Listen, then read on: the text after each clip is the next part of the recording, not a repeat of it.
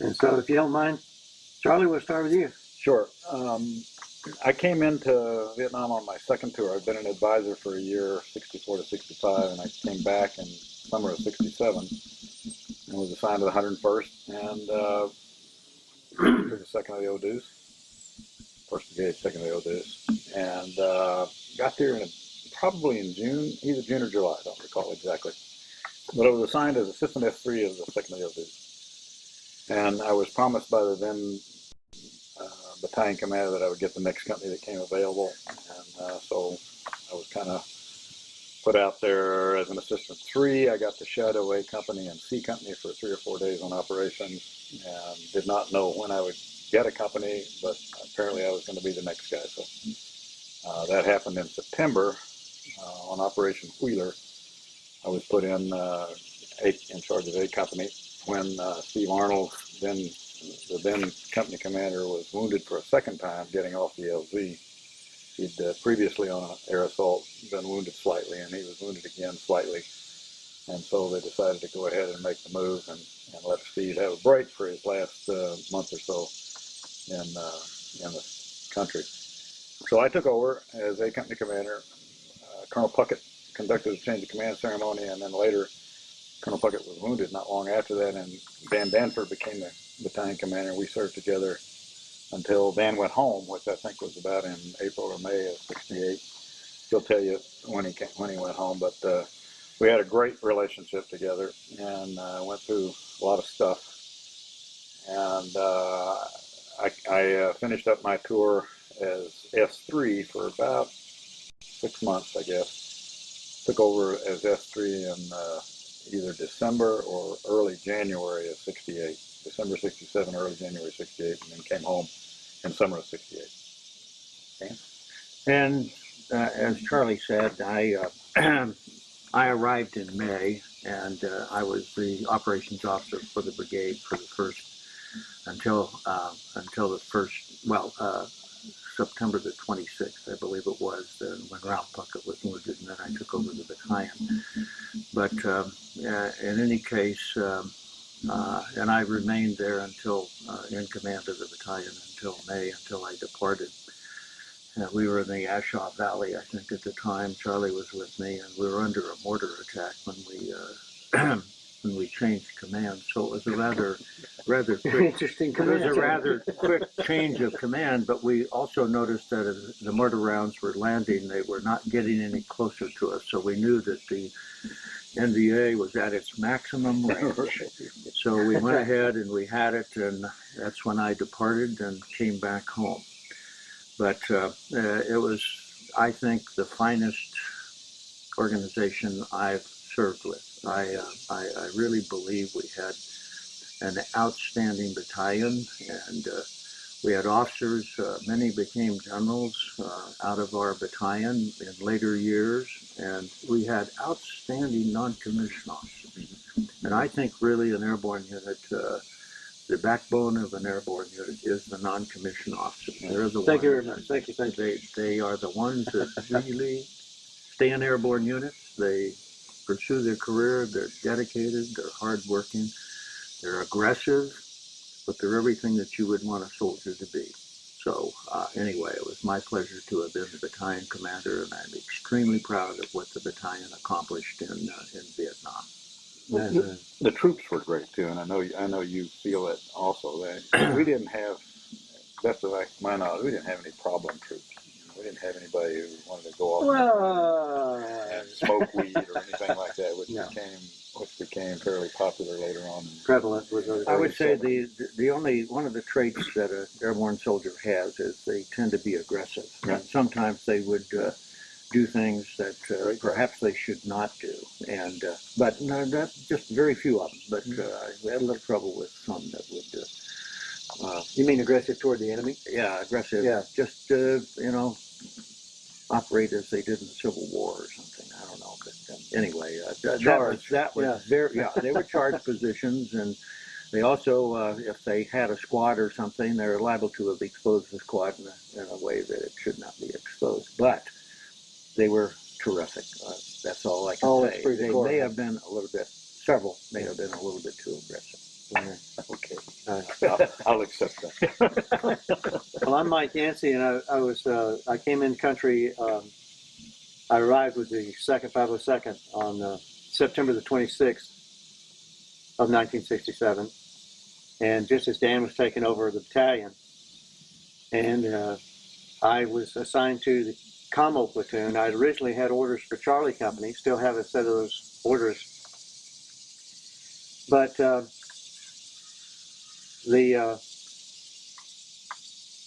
sergeant in charge of the combo platoon decided that he needed me there in headquarters company, and of course that's where I ended up, and that's fine. I thought maybe that was a safer place. I found out there was no safe places, so I served for a few months until under Sergeant Collins, and at that time I don't even remember who the platoon leader was. I think we just had a sergeant at that time. But I was there from September of 67 to September of 68. My primary function was an RTO in the forward Tactical Operations Center. And it was either on a fire base or a hill someplace out in the boonies someplace set up. Bastogne comes to mind, one of the bigger ones. So my job was to see to it that all the communications between the line companies came into the TOC, and the appropriate officers were notified, and information was shared that way.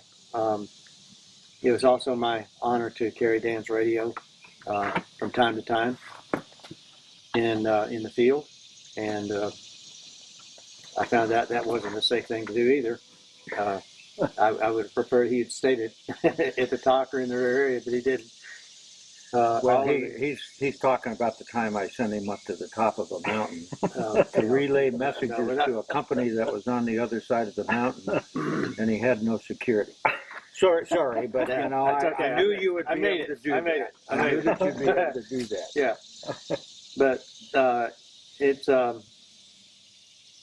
it's just an honor to be here today. Who would have thought then that things like this would be taking place now? It's just a great honor and a dream come true for me. So, why don't we talk about Operation Wheeler? Let's do that. Now we're all Operation Wheeler. introduced, everybody knows who we are, Go for it. because that's the one that we began our sharing time together essentially, and I think that's probably the first one. It was. Yeah. So Dan was at Brigade headquarters, 1st Brigade headquarters, 1st Brigade separate headquarters, and probably knew a little bit about the planning for that those of us down in the field wasn't privy to. So I thought maybe you'd like to mention any background that you remember about it. We were given the mission to make contact, search and destroy to the west of where we were located, and we started out, and I think A Company was in the lead, or maybe Charlie Company. Well, I don't recall when on air assault day, when the battalion went in, they landed on 3 different LCs, and that's when A Company under Steve Arnold was on one that had a few mines on it. And I'm not sure. I think they kind of spread out. I think A Company went one way, B Company went another, and C Company went another. We really were searching and not finding much. We didn't have much contact, as I recall, after the initial. In the beginning. The beginning. Yeah. And then stuff began to happen for me in A Company. I'd taken over on, I think, the 12th or 13th of September, 12th probably. 19th September, because it was 8 days later on 27th September when we had our first firefight meeting engagement with the NBA and the brick kilns on the ridgeline, and it took us about 2 or 3 days to dislodge them from there, and that was the start of it, of the heavy contact as far as I was concerned. I don't know whether B and C had heavy contact. I think you had the heaviest contact. But you had just taken command of the battalion. My main concern was A Company, because I think they were in the middle of it. So we were operating out of Chulai at this time. Out of Chulai, basically. I think we were still rear base in Fan Rang at that time, but But we air assaulted out of just outside of Chulai from Tam Key into the area. I think it was the airstrip was in Tam Key, just to the west of Chulai. And when I had 8 days after I took command to get used to everybody and learn who they were. 8 whole days. 8 whole days, yeah. And we had virtually no contact. No contact. Yeah, no contact. But we were patrolling around, doing what we're supposed to, search and destroy. And we'd put in night defensive positions each night. And I got to know the senior NCOs and the officers, and I had a crackerjack bunch of them. Yeah, you did. First Sergeant Creed was in the field all the time, where he should be as far as I was concerned. And he helped me get astride and get with it in only a way that a senior NCO can. And bless his heart, he was just like my very first sergeant as a second lieutenant. Yeah. I could tell by the way he wrinkled his brow or did like one of these numbers that I just said something that probably shouldn't say. So he'd sit in back, and I'd give the orders and instructions that I knew when I screwed up. I'd see Creed do one of these numbers. And I said, okay, let me see. Maybe we should do it. So, but that was good because he was a combat veteran. And he'd been out there with us for a while. He knew who was who and who was what. And that was wonderful. But I had 4 great platoons. And that was introduction to new tactics. I think many of us were not kind of schooled in what they had learned. And that's one of the things that I think the battalion really did a good job with, and that was picking up and the lessons that were being learned were incorporated into the way we were operating. And I think we became a much more effective unit based on the knowledge that we were able to gain from the battalion that had been there. I'd been there a couple of years at that point. And so I think we all benefited from it. Absolutely. Yeah. And it was a lot of search and destroy initially, and we were trying to find where they were and what the numbers were. We knew that in the intelligence that there was a lot of movement to the west of us, and we were trying to make the contact and to learn more about it and knock out what we could knock out with our battalion. So it's kind of a search and destroy. And at the time that I had my first contact, I think C Company was having a similar contact. We were moving 3 companies abreast. We couldn't see each other. Right. Moving to the west, C on the south, A in the middle, and B on the north. And it was in rugged terrain, not terribly rugged, but rugged enough that we couldn't see each other. Yeah. And I was moving along a trail, a wide trail that could take a truck. And C was down here probably 4 or 5 kilometers to my south. And I think they had contact either that day or the day after. But we were beginning to find the people we were looking for. Yeah. And it was a planned movement. I think in the end you had more contact than C Company, but C Company did have some initial contact. And B Company didn't have a whole lot at that time. Later they had a lot of contact. But again, we crossed that little stream and headed further west, B Company got into went up into the higher we got ground. into it, and I think C Company was already in it. Yeah. It was a pretty tough time. That's when Pat Brady made those marvelous air evacuations of wounded. Yeah. And later won the Medal of Honor. He only got a DSC for that night, but he later won a Medal of Honor. Yeah, I went to subsequent time. I went to a ceremony at the White House. Yeah, and But we had my individual contact there was on the 27th, and it was late in the afternoon. We got fire from the front.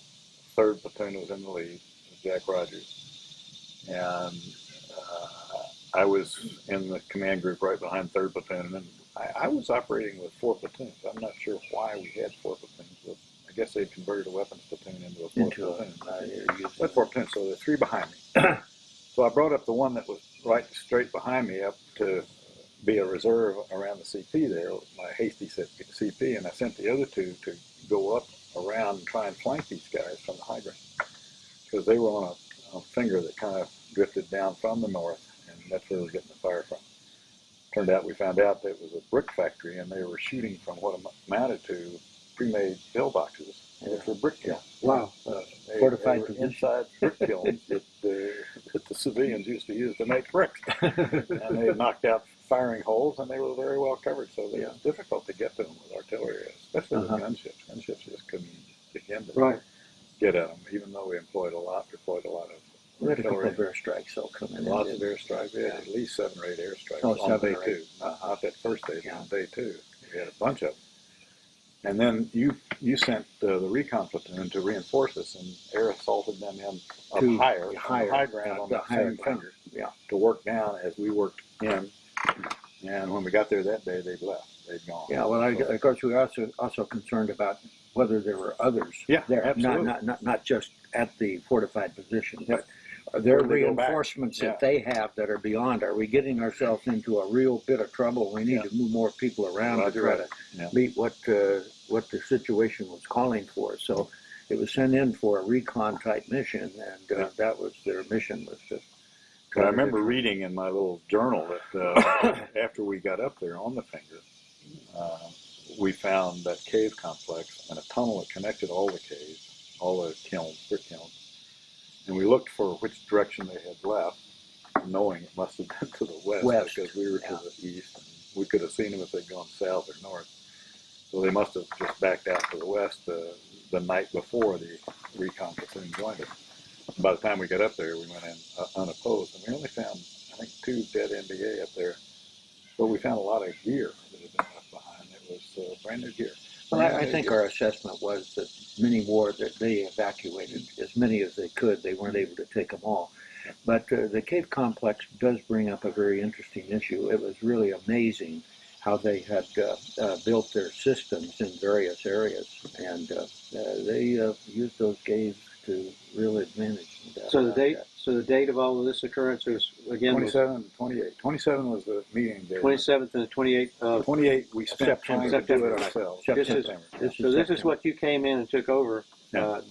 Yeah, This is your first. This is the first firefight was me. This is the first time in ACOM. that they had a conflict. Yeah, right. Yeah, and we decided to stay up there an extra day on that cave complex to destroy it. And it took a while. We got the engineers in there and a lot of C4 and blew up as much of it as we could. There were 200 pounds of marijuana in there, and we burned that and tried to keep the soldiers from standing downwind. yeah. No, not really. couldn't be around the tunnel at all. Everybody keeps inching down the hill, right? They had big parties. Later, that was a major issue, I think, after we departed Vietnam. Yeah. But we then were sent further to the west and to try and follow up on this thing. We went up on top of that hill that was kind of a bare hill, and that's where the recon guys were extracted from. And I remember that was, so 27th was the meeting date, and 28th we fought by ourselves to get up there with lots of assistance from artillery, airstrikes, and gunships.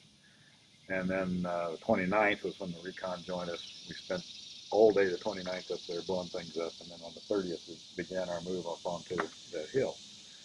And we were substantially aware of NVA that we decided to try and walk artillery and mortars ahead of us going up there. It's about 1,500 meter march through pretty much open ground. So we called for the mortars. And 4-deuce mortars are not exactly the most accurate things in the world. So No, they're not. I called them in and we had 2 pre-planned concentrations, and the first one came in and it was all over the hill. I said, well, that'll take care of the marching in front of us. They pretty much covered the ground between us and the hill. Trying to adjust artillery to what a hilly country is difficult. Yeah. And it was probably 106 Dakota's rifles. No, it was artillery pieces. It was artillery, I think. It was artillery mortars, 4-deuce. And You're talking about, okay. Yeah. I was thinking of field artillery and trying to wheel them up, which...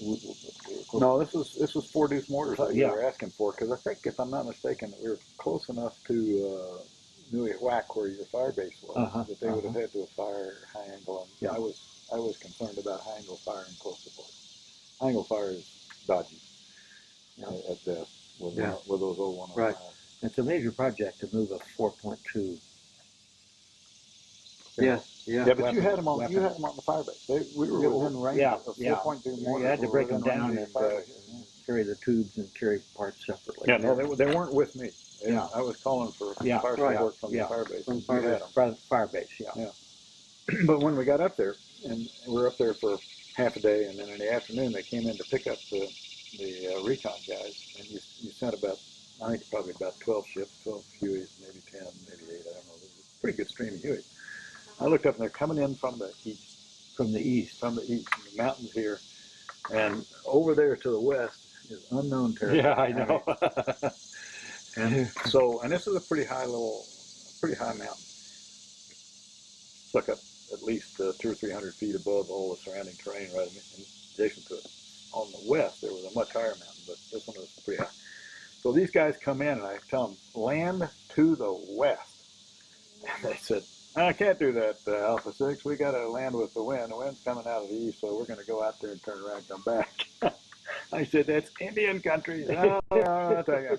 So they go out, pass us, go out about click, turn around, and come back. And as soon as they made that U-turn, Just take fire. that forest down there, jungle to our southwest, just erupted in fire.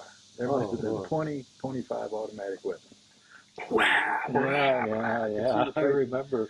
You could see the tracers, and I don't think we lost a helicopter. Did but not. They Didn't lose a took fire, but I don't think we lost any. And I don't came think in, picked up the Recondos, and went away. Do you remember the name of that fire base?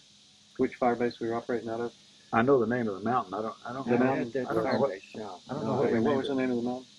Nui Whack. Nui Whack. Whack. Okay. H-O-A-C. Nui Whack. But then about 1645, in my notes, Dan calls and says, "Okay, Charlie, are you ready to go down there and get those guys that are shooting at the helicopters?" And I'm saying, 1645, it'll be dark in about 2 hours. Yeah. There must be at least a battalion down there. Sir, I think we ought to make this a battalion coordinated attack tomorrow morning. And you said, okay.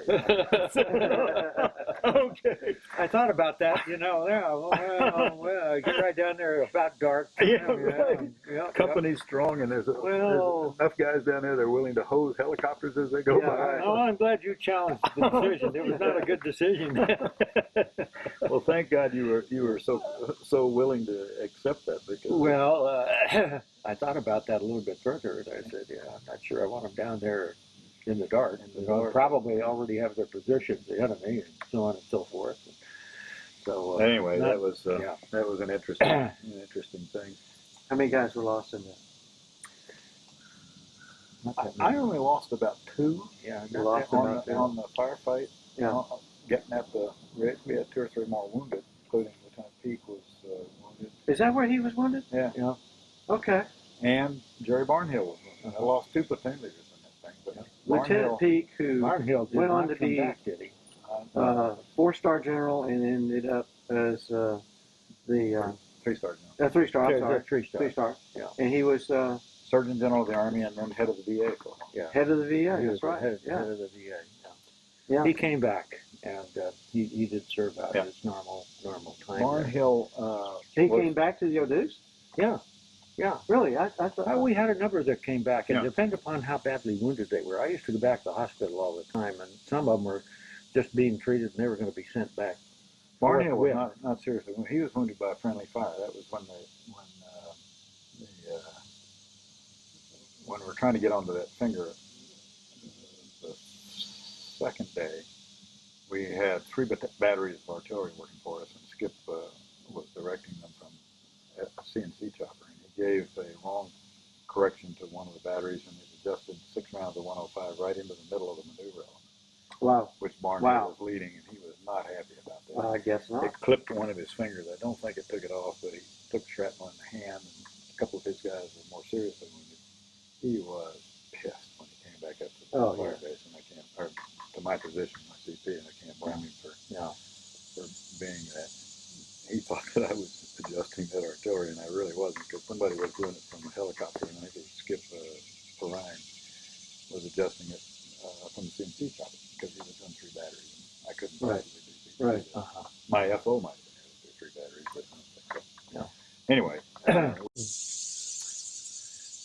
So, from that position up on that hill after the Recondos left, we stayed the night and got orders from Dan to maneuver the next day down into across the river and go after the area that we had seen all the fire coming from. And C Company was going to go on our south and do something in support. And B Company was going to go on the north. Well, they were going to come around and flank. Come on the north. You were the ones that were having the primary attack into the center.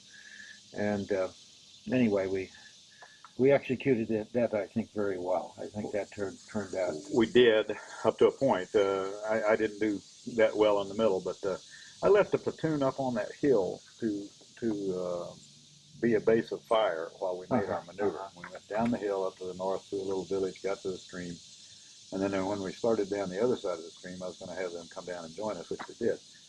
But I thought it would be nice to have fire, because they could have reached the other side of that little We stream. did have good artillery Probably coverage. 1,000 meters over there, and we left. I think we left the FO up there with that platoon, so that they could support us as we made that move. And we made the move just like Ranger School. We went across the river as though it were a danger area. You know, remember? In Ranger School, I do. Across, and so we put a machine gun on the right, a machine gun on the left, Grazing fire. covering the creek, and then after that we put a squad across the creek in the middle to go fan out cloverleaf and see if there was anything over there on the other side. Nothing was there. So then we crossed the rest of the company, and I called the guys down from above to come join us. While we were crossing, we saw up on about 1,000 meters away upstream helicopters from the CAV hovering, and they were in support of B Company, who had already crossed that stream and were already in the ship. And they had, excuse me, you have to take that little sound out of there, I guess. Anyway, I thought, holy cow, I hope those guys don't look here and see us crossing and think we're NDA. We're going to be, because I don't have a call sign for those guys. They were CAV. And I think they had come to, they were just north of us, supporting. And I think they had come down to help B Company in their firefight. But they didn't, and we got across. We started down the other side and got into a firefight. And we're making pretty decent progress. We initially had a platoon that was pinned down, but 2 platoons were moving forward. One was pinned that I tried to flank them with, but they ran out of hand grenades. It was kind of a hand grenade fight because the bad guys were in spider holes. They popped up little hand grenade, and then when you'd see them pop up, somebody would go maneuver against that spider hole. They ran out of hand grenades. The lead platoon did, and I think that was Jack Rogers' platoon, 3rd platoon. And I asked for 2nd platoon to come up and bring their hand grenades to 3rd platoon, and as they were doing that exchange late in the afternoon, 2 more to that fell right in the middle. And, you know, it was a dumb thing for me to do. I shouldn't have had them. The 2 mortar rounds fell in the midst of 2 platoons. 2 were handing, one platoon was handing hand grenades to the other platoon. You had 4 killed, wasn't that true? No, we had more than that. Wasn't 4? Maybe 6 or 7, and several bad 6 or 7 KIS. Well, I know we were pumping a lot of artillery in behind because, of course, we were trying to keep them pinned down. And we had some airstrikes coming in, but not close to where you were. You obviously couldn't run them that close. So we were trying to flank around them. And you guys got attacked at the fire base at that time, because right at dusk, when it started to rain like Sunday, and right at dusk, we had gunships working for us, and they got diverted to go to the fire base, where you guys were either having a mortar attack or a ground attack. I'm not sure where. It would have been the 2nd of October. 2nd of October, I think it was more firepower coming in rather than could have been. C Company was in big trouble. Like C Company was having heavy contact. We were having heavy contact. I'm sorry, B Company up on our north was having heavy contact. We were, and I think C Company had or was about to have heavy contact. It was pretty active front. And B Company called early that they had critical casualties up there in the north. And Brady at that time was the only instrument qualified medevac pilot in the field at that time. He flew in down through the terrible. He's written it. Even in the darkness, he was in. He's written about that in the article. First Screen and Eagle thing. He's got a whole article in there about that. And zero visibility. He says that he had a flare ship on station, and he asked the guy to drop flares, keep flares coming continuously, so he could see the outline of the mountains, because he was going to have to come down in between mountains under fire, blah, blah, blah. And he went into B Company once, and then a second time. And the second time he had room left on his chopper, so we asked him to come in and pick up 2 of our critical wounded, as many as he could carry. And he did that. We were having flashlights down on the ground. We were trying to bring him into what had been a dry rice paddy. It was about an ankle deep in water by that time. And we had 7 or 8 of these guys lined up along the edge of the rice paddy that could have been evacuated, but 2 or 3 of them were really critical and needed to be. And we got 2 of them out. No, two people got on the helicopter. And he tried to get back in again for a 3rd trip and couldn't make it. He made another effort to get in that night. Didn't get in. So we kept all of our casualties there, and we kind of kept some of theirs. And I guess I'm getting quiet here. I need to turn up my voice maybe. Yeah. Anyway, he came into us and took out two criticals, and we formed a tight little perimeter on top of a hill, small hill, not the one we wanted to be on at that time. And we expected to be attacked. And we really thought they were going to follow up on it. I've fought that fight in my mind 1,000 times since then, and I'm convinced now that because we were making good progress against them, what actually had happened was this was probably a combat outpost line for the bad guys, and they had decided to give it up. And when you decide to give something up and make a withdrawal, you usually try and cover your withdrawal with some kind of fire, like claymores or mortars. Or mortars. Because it hit us so hard with 2 mortar rounds, and clearly they could see us. I thought, they're going to pound the bejesus out of us. They're going to send them 6 or 8 more mortar rounds. When no more came, in my mind, years later, I'm thinking, that's because they were withdrawn. And if we pressed, we might have gotten up on top of the hill. Anyway, it was severe enough with the casualties we had. Just at the time, I couldn't think of anything more than just forming a perimeter and getting my casualties taken care of. So we did it, and nothing happened that night. But we had a flare ship overhead all night long, dropping flares. I was talking to him all night long, except when I went to sleep a few times. And I woke up once or twice, and it was dark. I said, "Spooky, where are you?" "I'm dropping flares. I'm still dropping. I was thinking the same way." I said, "Well, I don't see the flares. Come on back, climb north." And I'd listen for him. I said, "Yeah, this is good. Okay, you're over there. Drop some more flares." He kept the sky practically all night long. Because our troops were pretty shook up, and we were in a very tight, small perimeter on top of the hill. Yeah. With our casualties just outside the perimeter down on the edge of that rice paddy, but pretty well protected. We could cover them quite nicely, and we had medics down there working on them all night long. It was a tough night. Yeah. And we weren't able to put any replacements in at that point either. So Next day, you're kind of stuck with what you had.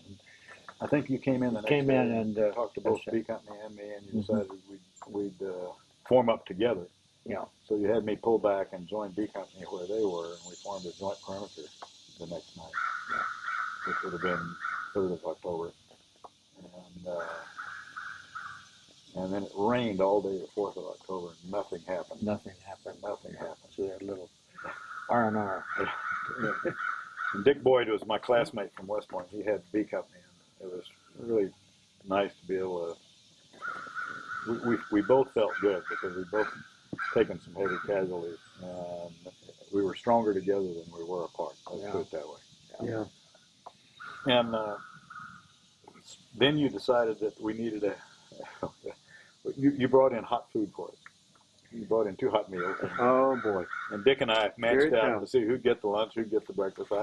I wanted the breakfast, and I got the breakfast, and the breakfast had some contaminated pork in it or ham or something, and a bunch of my guys got sick. So after the casualties from the mortars, I was down about 60 guys.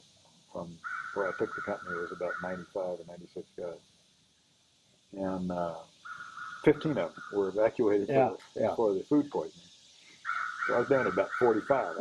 I was a reinforced platoon at that time. You said, we need to bring in some replacements to you. So I heard this story from Daryl. I'm going to pull you back. I'm going to pull you back safe distance, and we'll bring in some replacements. And give you a few days to kind of recover. And of all the things some of the guys remember, the guys that were there, they remember that. Yeah, they remember that food They remember that very well.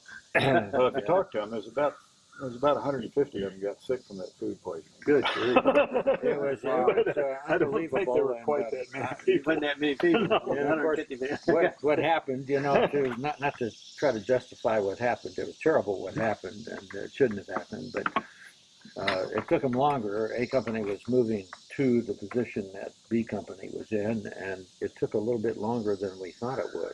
Yeah. And they had put everything in Mermaid. mermites, and they had carried it out there, but it sat for quite a long time. And when they were doing some of the official history of the Vietnam War, that's one of the things they interviewed me about. They wanted to, and I talked about the fight that we had, that we just talked about, and then I also mentioned, but we had one bad incident. The only thing that is now in the history is that the bad food episode.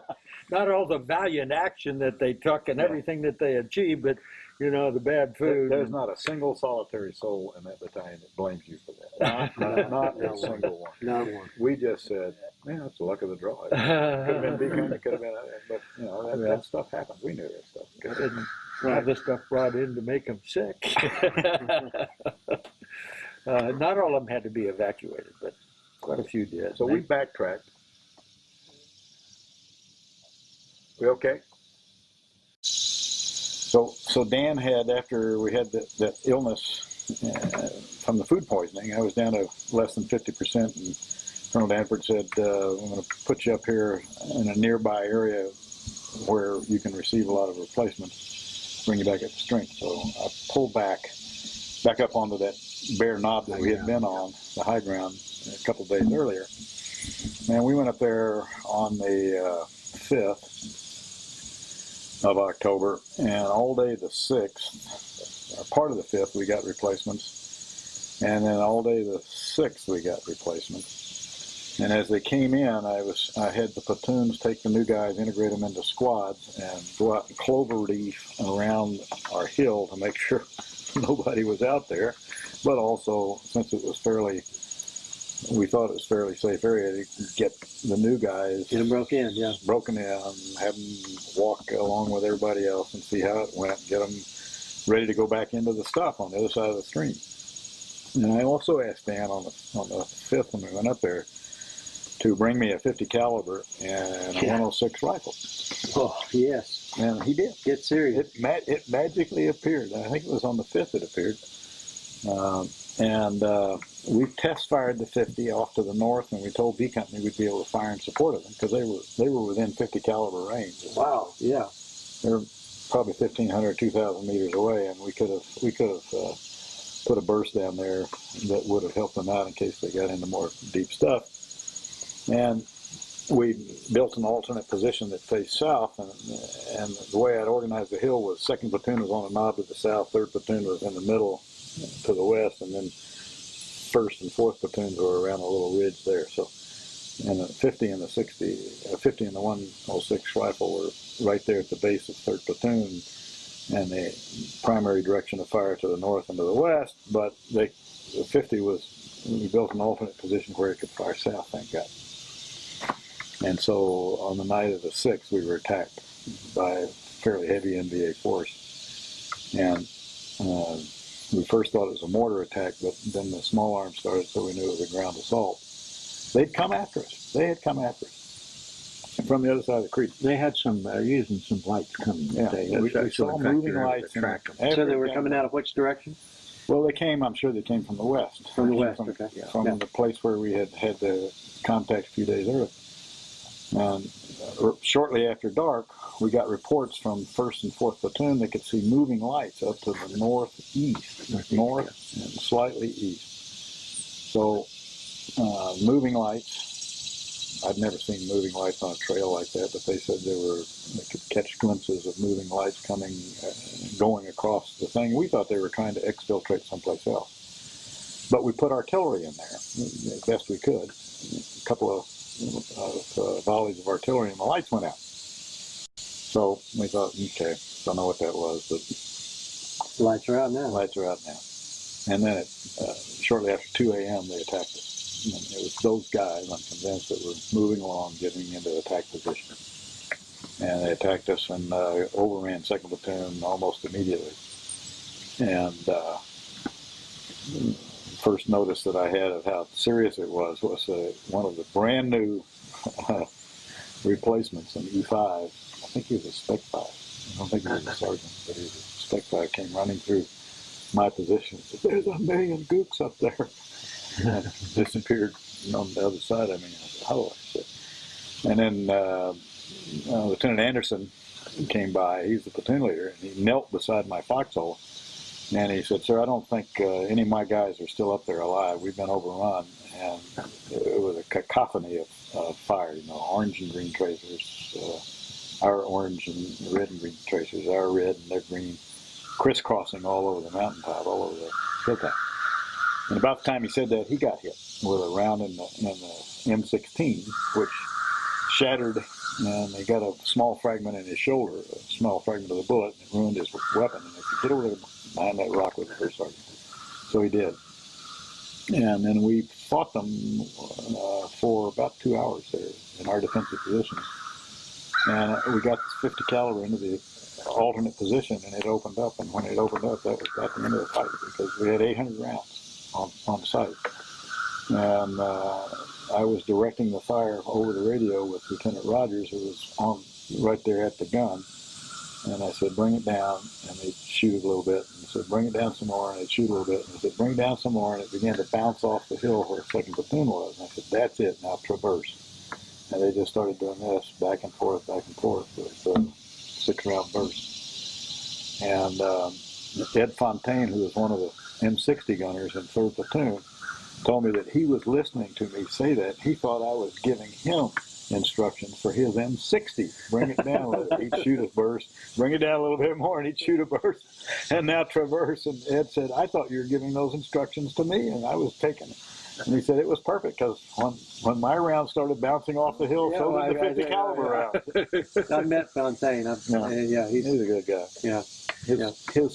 He named his machine gun the Black Virgin of Death. The Black Virgin of Death. Now you had, I thought you had 250 calibers. No, just had the one. You just had the one. And the 106 for And the 106. I didn't want to fire the 106. We had 3 beehive rounds, and I knew I'd never fired a beehive round before. I was a 106 platoon leader in 101st in my first assignment, but we were always firing HE rounds. I'd never fired a beehive, and I didn't know exactly what to expect. You could set the bursting distance. I think the closest bursting distance was like about 100 meters, or maybe 75 meters, something like that. It was like a shotgun, essentially. Right. Big shotgun. But I was afraid that some of our guys might be playing dead up there, and I just didn't want to go up there and find they died from flechettes. Yeah. And so I was going to use it as a last resort.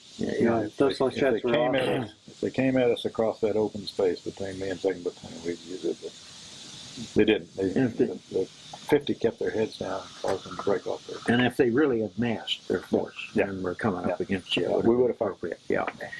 And I think we determined later that we think a battalion attack.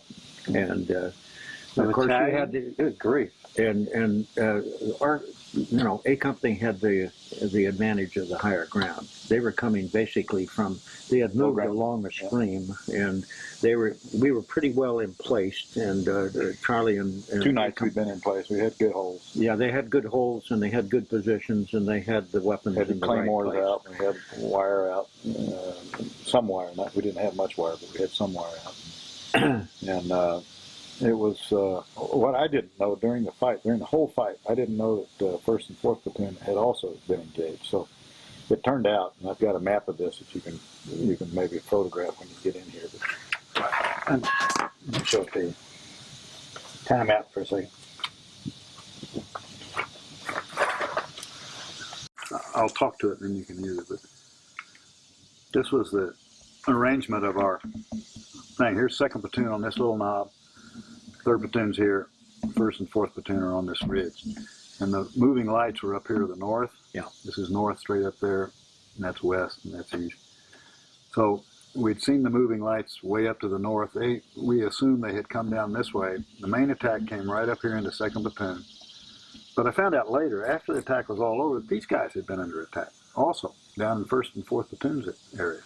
And they had beaten them off using white phosphorus hand grenades. A couple of guys had white phosphorus hand grenades, and when they blew those things off on those attackers, that attack burned.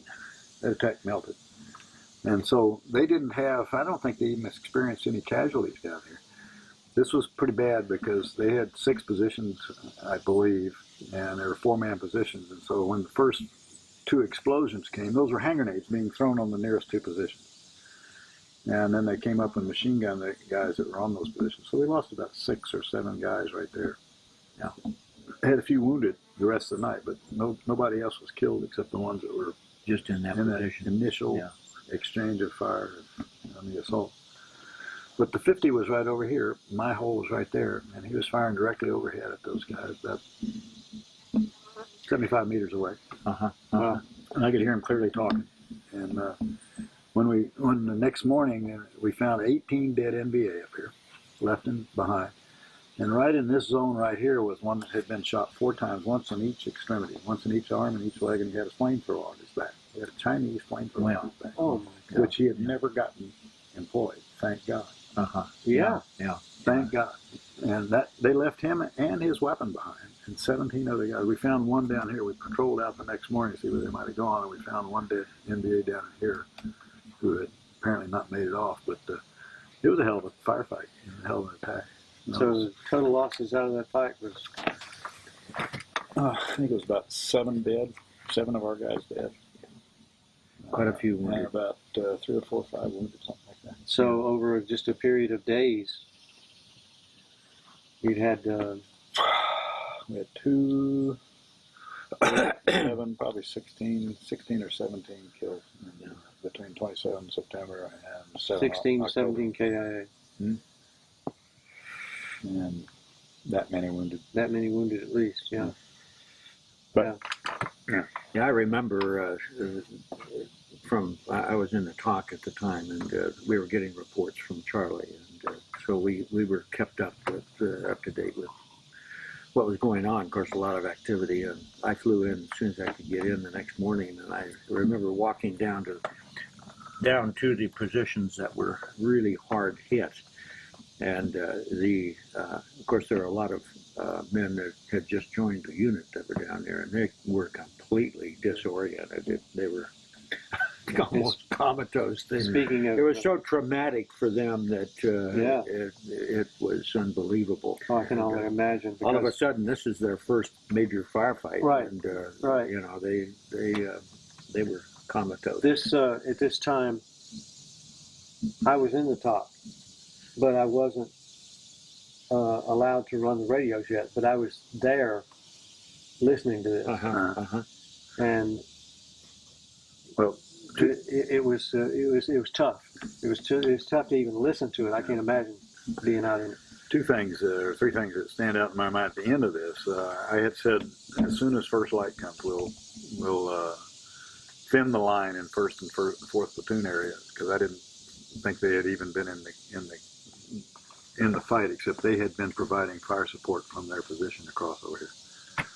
And I said, well, thin the line and go back up and take the platoon, take the hill that 2nd platoon was on. And I had also said during the darkest part of the time, when I could hear the voices, I said, God, if I had a hand grenade. None of the 3 of us in my hole, my 2 RTOs, we didn't have a hand grenade between us. Wow. I'd quit carrying them because I'd carried them early on as a company commander. Didn't use them. Well, I looked down one day, and the spoon was cracked on one side. The spoon at the pin was cracked. And I not good. gingerly took it off, and it was being held on by the side of the spoon on the other side. And I Good did. grief. You walk through the brush, Whoa, and wow, that drops off because it's been on there so long. So I gave up carrying. I said, if I have to get involved throwing grenades, we're in the shit. So we're in the process of thinking about reinforcing, but of course the problem was it was dark when the attack first started, and although I think I had B Company on alert, ready to go, and but on the other hand, it was dark, and trying to move in the dark and being effective probably was not a good idea. So I had them on standby, and by the time it did become light, the battle was over essentially.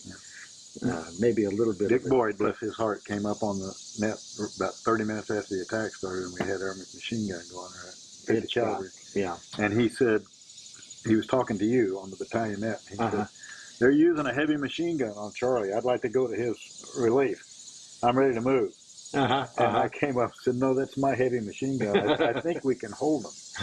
So, because he's 2 kilometers away. Yeah. nearly 50% casualties, and he had to cross that stream in Indian country and come up there. And I thought, God bless him, thank him for being willing to do that. Yeah. But you know, it was our heavy machine gun. Yeah, he wanted to move in the dark. Yeah, he wanted to move in the dark because you all were good friends, and he wanted to get over there and try to rescue what was. But I had said during the night, I just said in my head, the radio up to my thing the whole time, trying to talk to Jack Rogers and other people and direct fire, and I said, geez, I wish I had a hand grenade. So first light, Jurinsky comes down, running to the booth, and he says, where do you want that hand grenade, sir? Where do you want that hand grenade? By then I said, well, I don't think too late they're there anymore, but I would like to have had it right over there. He throws it over there. And it was in the vicinity of where where they found the flamethrower. Because I think what I was hearing was people talking about, they probably wanted to get that flamethrower off and use it. Yep. Here this guy was down, he'd been wounded, and they're probably discussing whether they should leave it, use it, leave him, use it, whatever. They're probably yammering about that. And it was within hand grenade distance of where I was. So, oh God, I wish I had one. But anyway, that was about the be all of that. So this ended up at. Well, we formed up at shortly after first light and went up as a line of skirmishers and recovered the hill. And there was one guy that was still alive. One Indian was still alive. He moaned and rolled over, and Toomey blasted him. I shouldn't say that. Forget that. But one of my soldiers just reflexively shot him. I wish he hadn't, because it would have been a prisoner that we could have had. But everybody else was dead. Right. Yeah, they probably evacuated many more than actually were left. I mean, the ones that were further down were all taken away, so they probably got them out of the. So that got the first part of October, and that was the night of the 6th, 7th October. 6th and 7th of October. Yeah, that night. And then we had to stay up there one more night because it just rained like a sumbitch on the 7th. Don Sider, a reporter from Time Magazine, came in late in the afternoon to get a story on this, because he was going to put it in Time Magazine. And he had gone around and talked to a bunch of troops, and he was sitting on the edge of my foxhole for about 30 minutes talking with me, and we got word that there wouldn't be any more helicopters in because the rain was too bad. I said, Don, you're staying the night with us, brother. He said, wait a minute now. I bet he was glad to hear that. Hey, well, and you had brought in, I had asked for, and you had brought in a scad of hand grenades. I mean, we wound up with about 300 hand grenades. That you didn't need. Well, but all the next night in that rainstorm, the troops who were shaken by all that were, not going to let them sneak up on us again. Yeah. So they had hear, bam, bam, quiet, bam. They were just throwing them out there as H&I fire. Each guy had about 15 or 20. Just sitting there throwing them out as H&I fire if you heard the slightest little noise out there. Right. So Don and I were that's sitting. reflective action, that's what you got to expect after a fight like that. Yeah. So Don and I were sitting on my foxhole most of the night talking about that, and every time one of those grenades would go off, we kind of crouched to see if there was going to be any follow-up. Then you expected us the next day. Took us back to Pan Rang. You had to stand down at that point, and you all needed it. Yeah. Wow. And in terms of casualties that they had, it's multiples of what we had. There's no question about that. And it's hard to estimate, but probably 5 or 6 times what we had. Mm-hmm. I don't know, Charlie, whether you would agree with that, but I think it was at least the battalion that attacked us. Because they came at, I think they were probably at least company strength against 2nd platoon, maybe 2 company strength, and then there was at least a company that was down there against 1st and 4th platoon. This was an NVA hardline battalion too. This was not. It was their attack battalion. We heard at one they had a special attack battalion that they used for these kind of things. The best of the best, that they had. Of course, we had the best of the best there too. So, two of the best of the best. But it was, yeah, it was a tough night. Tough night. Yeah, So where did we go from there? well, they went back to Fan Ring and kind of Had to reset stand back down. there. We had a 3 or 4 day stand down. Yeah. Got more replacements. Right. And then we were OpCon to the 1st of the 35th Infantry, which was part of the Burning Rope Brigade. Yeah. It was 176 Brigade or something like that. 176. That sounds right. So we didn't rejoin the brigade for about 2 weeks, I think. Something like that. We worked for 1st to 35th for a while. And, Not as much action down there. It was more rehabilitation, but no, you joined. You came back into the field. Did you guys have a stand down after that fight in October? Did you have a break before you went back into the field? I think you did. I think we had a you did that three-day break. Yeah, also. it was a very short break. And then you came back into the same area where I was. I think you were also working for the 176 Brigade. I'm not sure. I don't think we were working for the 176. No, Okay. no. But you were with us because it was at that time that Dick Boyd was killed, and he and I were operating. We were just 2,000 meters apart the night that he was killed. Yeah. Yeah, I remember that very well. Okay. Getting out there, and again, they had broken into his perimeter, and they hand grenade. I think he was killed by a hand grenade. Now, who was Dick Boyd with? Dick was B Company commander of 2nd O-Deuce. Yeah, 2nd O-Deuce. Okay. He had been the one who was willing to come to my aid. Right. 6-7 October. Wow. And he was killed. And I was more than willing to go to his aid, but his firefight was over in seconds. I think it was a sapper who had crept up close to his perimeter. Yeah, I guess. Probably heard him talking on a radio. When you're inside, he's on the inside of a perimeter. The perimeter's not very wide. Right. So it could be 30 meters from the edge of the perimeter to his. Yeah, CP. I was actually out there. It was not that far. I mean, he was very close to Very close to him. especially, well, on one side. Yeah. You had a lot of distance, but on one side he was pretty close. He was probably talking on the radio, or somebody was talking on the radio. Yeah. As you do during the night.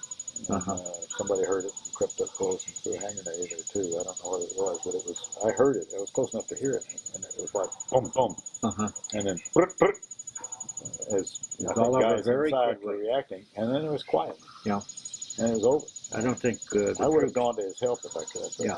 It was done. Well, I don't even think the troops realized what had happened. It happened so rapidly, and they were in and out. And well, anyway. I heard that medevac helicopter come in and fly out, and you came up on the radio about 2 hours later and told me that he died. It broke me up.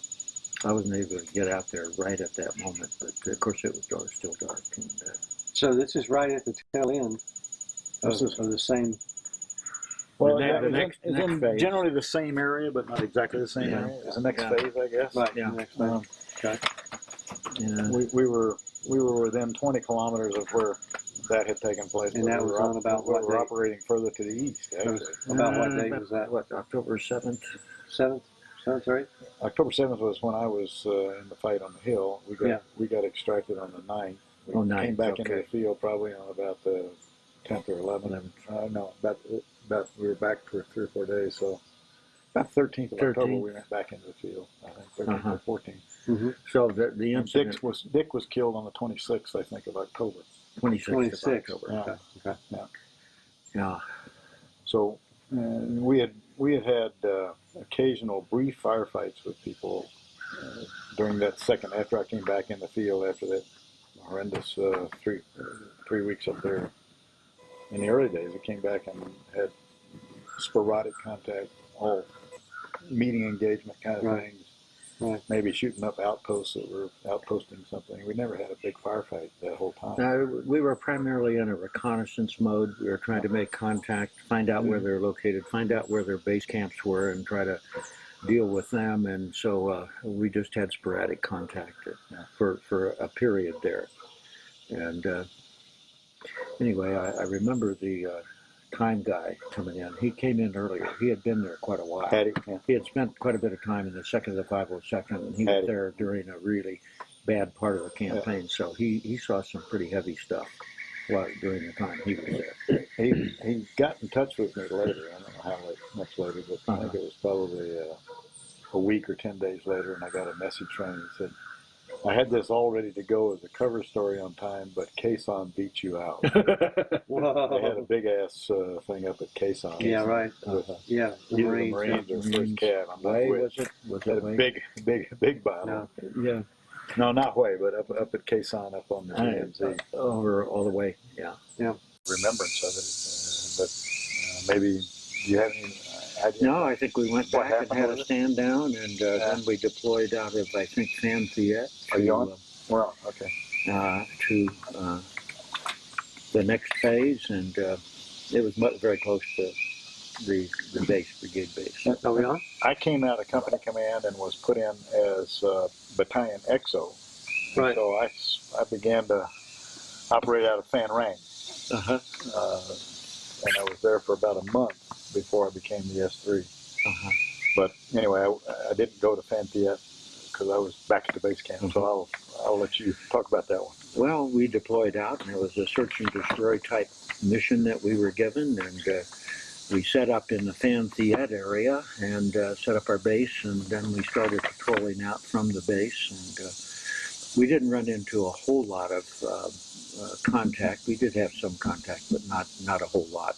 More patrols running into patrols and that sort of thing instead of going after a certain location. And some interesting things happened there that I remember. One was the attack by the elephants. The elephants that came in? The elephants, Yeah, yes. well, overrun by elephants? Well, they came to the perimeter, and I get this call that, and I thought somebody was joking. They came to the perimeter Our battalion perimeter, they at Fayette. At Fayette, okay, that's right. And one of the elephants said strike force, and they were Tried to get in. No, you mean I use the So I get this report, and I think somebody's joking. Yeah. But so I go out and I start looking around, and all of a sudden there was a little herd of elephants. And anyway, that added a little humor, I think, to what, kind of distracting what we had been through as a battalion. And I think that's also where someone shot a tiger. Yeah. And I remember they're hauling it out. And they had some logs or something, and they had it on top, and it had not been skinned. I think you were talking about. There was more than one. more than one tiger. No kidding. The O-Deuce killed 4 tigers. Huh? Did you know that? No. We killed 4 tigers, and I didn't. Lloyd Lowe shot one. I have a photograph of it in my photographs. I'll pull it up and show you guys. They cut the head off and skinned it, and Lloyd had brought it into Fayette, and I was just happened to be passing by and had an Instamatic camera, and saw this guy standing here holding this tiger's head and skin, and I turned around and snapped a picture of it. Didn't know the guy. Didn't know who he was, had no idea. Found out several years ago that his name was Lloyd Lowe, and he was the RTO for the Forward Observer from the 320th Artillery. And he was out with recon, and they were set up near a road,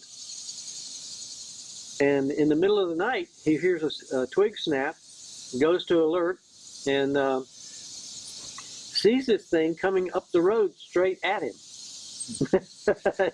And lit it up. So, and he's got the head, and he's got the skin at home in Missouri where he lives. And the other one is there's a photograph of that one. I think I have photographs of 3 of them that somebody else I got off the internet. I didn't take the photographs; they got off the internet. So, yeah, there were 4 tigers killed. Some of them big. Where was Fayette? Wasn't that down near Da Nang? It was further down, about halfway from Fan Rang to where we had been, and it was to the west. And of course, we did put the battalion in there, and had landing went in inserted by helicopters, and then each of the companies were out on some patrolling and trying to make contact with. Did you air fire- assault out of Fan Rang, or did you come straight out of the field up around Tam Key, Well, where we were on Wheeler? I think we had a combination. I know one of the elements. The battalion headquarters went in by helicopter, and we got set up in there. I think some of the others we may have taken to some of the other locations by other than helicopters. Well, it's a lost chapter in my memory. Yeah, it's just not clear to me how we got the rest of the battalion in, but I know we went in and set up the perimeter, and I think I had one company with the battalion. How long were we? We weren't there very long. Not very long. And then No. from there we went to Song Bay. Song Bay, and in Song Bay, And you've got to remember Song Bay. I do. That red dust and powdery. Oh boy. and actually, I think they were starting to get information at higher levels about the movement of the NBA and what probably was the start of repositioning their forces for Tet. Right. And so, of course, that was our job, was to get into Song Bay and go over and try to make contact with the forces that they thought were moving along the trails, down into that part of Vietnam. And then, anything else about Phan Thiet? No, I don't have any. There's not much about Phan Thiet that I remember that was outstanding. Just one of the moves we made, but we had very little contact, and whether the contact was NVA or, Viet Cong, it's not clear to me, but we did have a little contact. Charley Kashvili was reassigned during that time, and from your 3 job, and after a month in as the XO, which would probably have been right before Thanksgiving until right before Christmas, I went and took the S3 job, and I was S3. I'm pretty sure when we went into Song Bay, When we moved moved into to Song Bay, yeah. But I did not join you in Phan Thiet. I was back at Phan Rang. Well, we were not there that long. As I recall, 3 weeks? Something like that. Probably. It was not a long time. And then, of course, we got the orders to go over and try to intercept, or at least... Yeah, Song Bay was interesting. When we went in there, I remember dismounting the helicopters over elephant grass. And it was a lot deeper than it appeared. Mm. And I fell for a while before I actually hit the ground. And, that radio was not fun. Kind. It was not kind. It was not kind to me. No, it was When not. you made that PLF. Exactly. It's sort of a crash through the elephant grass. Well, I remember we set up a perimeter. The only picture I have left of me in Vietnam is at Song Bay. And the foxhole that was home for a short while. I don't remember how many days we were there. It wasn't that long in that position, and we were moving again, because in my memory that's where Tet broke out. That's where we were, and we were out of there before long. But I'm standing next to the one and only foxhole that I dug the whole time I was in Vietnam. But that actually was kind of the central position. It was right in the middle of our perimeter there, and I believe it was A Company that was formed around that perimeter. And I think Song Bay was the beginning of the division starting to operate in Vietnam. It was. And I think, again, that's when we were receiving our orders from the 101st. And so it was rather a quiet campaign, I would say. Yeah, I remember going with you, I think, at one time to the Division CP, which was a monster dug-in complex. Yeah. On the side of woods. I don't know how in the hell they dug in inside of woods. Well, that was kind of a little bit later. Was it? Yeah, it was a little bit later after Song Bay, after we were operating in the field. And then we got the mission to secure the division headquarters. We had the mission of providing the security for the division headquarters. And I can remember, as we moved into that phase, one of the companies, and I thought it was A Company, was given the mission of clearing an area where activity had been seen, and and it was adjacent to the division headquarters. And they went in and did a fantastic job. Absolutely cleared it out. And they did have not a lot of contact, kind of sporadic contact, but they were able to get to where they were basing and that sort of thing. And we did drive them out of that area. They did a fantastic job. I shouldn't talk about this, but Go ahead. Just go ahead and talk about it. Sorry. Called them all together at the division headquarters. Charlie, I've told you about this, but I don't think you were aware of it. But anyway, and we had a number of people there that he was going to give awards to on site for their bravery and everything else. And who was going to present? The division commander. Okay. And yes, I remember. And anyway, we had, I think, 3 rows, and he was going around handing out the medals that I probably had been able to get them from the company commander and who did what and so on and so forth. And I'm not sure how he got the information that allowed him to give a medal, but anyway, I was standing in the back row. I went only to be present. That was it. And I didn't, because I had not gone on the ground with them, so I was just there to help honor them. And so the division commander goes around and he starts putting medals on. He comes to the back row and he puts a medal on me. And I whispered to him, "General, I was not in that campaign. I do not deserve this medal." And he really got angry with me. I said, "You're degrading every medal you've just given by giving me. They know I wasn't there. I don't deserve this." And he pinched, well, anyway, I don't want to go into all the details, but after it was all over, I took the medal off and I went into the chief of staff's office and I said, "I will not accept this and I do not want it on my record." He looked at me. I said, "I was not there. I tried to tell the general." And he, well, anyway. I don't think I made any friends. Anyway. I remember Song Bay as being the first place where we didn't have a hill to put our firebase on. Right, it's real flat. Real flat. Yeah, yeah. So we were. It was very flat. I think the CP you're talking about was probably an assault CP where you guys went in. It was temporarily. It was. We got a dozer in there that dozed out a slip, and we tried for the first time to have 2 Connex containers end to end inside that slip. Yeah, yeah. So the doors of the Connex container, that was going to be our CP. We'd always dug in our CP before and put logs over top, pure steel planking and that kind of stuff, sandbag. And this one was kind of a ready-made CP because you just opened up the doors of 2 Connex containers and you could have RTOs on one side and operations on the other side or whatever. I don't know how we had it fixed, but it was in that slip, and then we covered that slip with sandbag. And so we operated out of that for 3 or 4 or 5 weeks. I think. Yeah. We were, yeah. And about halfway through that time, you sent me out to establish a small fire base halfway between there and Bujama. We were so spread out there. We were going to go to really Bujama. Spread out. Yeah. Which was on the border with Cambodia. Right. And, U.S. forces had been up there before. They were going to send up there because that was to prevent them from coming across the border from sanctuary and all that kind of stuff.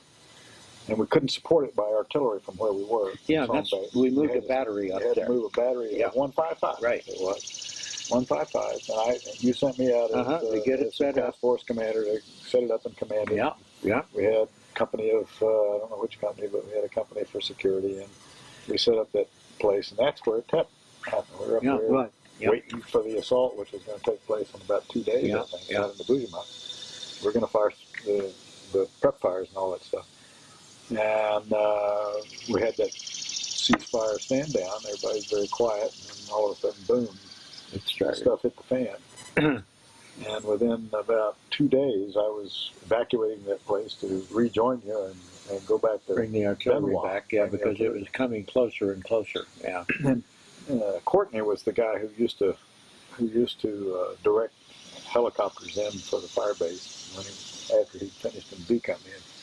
He was known as Continuous Smoke Courtney. Because the helicopters would be coming in, and he'd say, "I'm gonna pop yellow smoke," and so got confusing, isn't it? and the guy would see the yellow smoke, and it would drift up for 20 seconds, and then it would go away, and he'd make a turn, and when he'd make a turn, he couldn't see it again, and so he'd call for another smoke, and I heard Courtney one day said, "I'm gonna give you continuous smoke. You put this load down on a continuous smoke." So we called him continuous smoke Courtney. I love And he it. did. He just kept throwing. When one grenade would stop, he'd throw another Throw one another one out. Guys Yeah. would come in.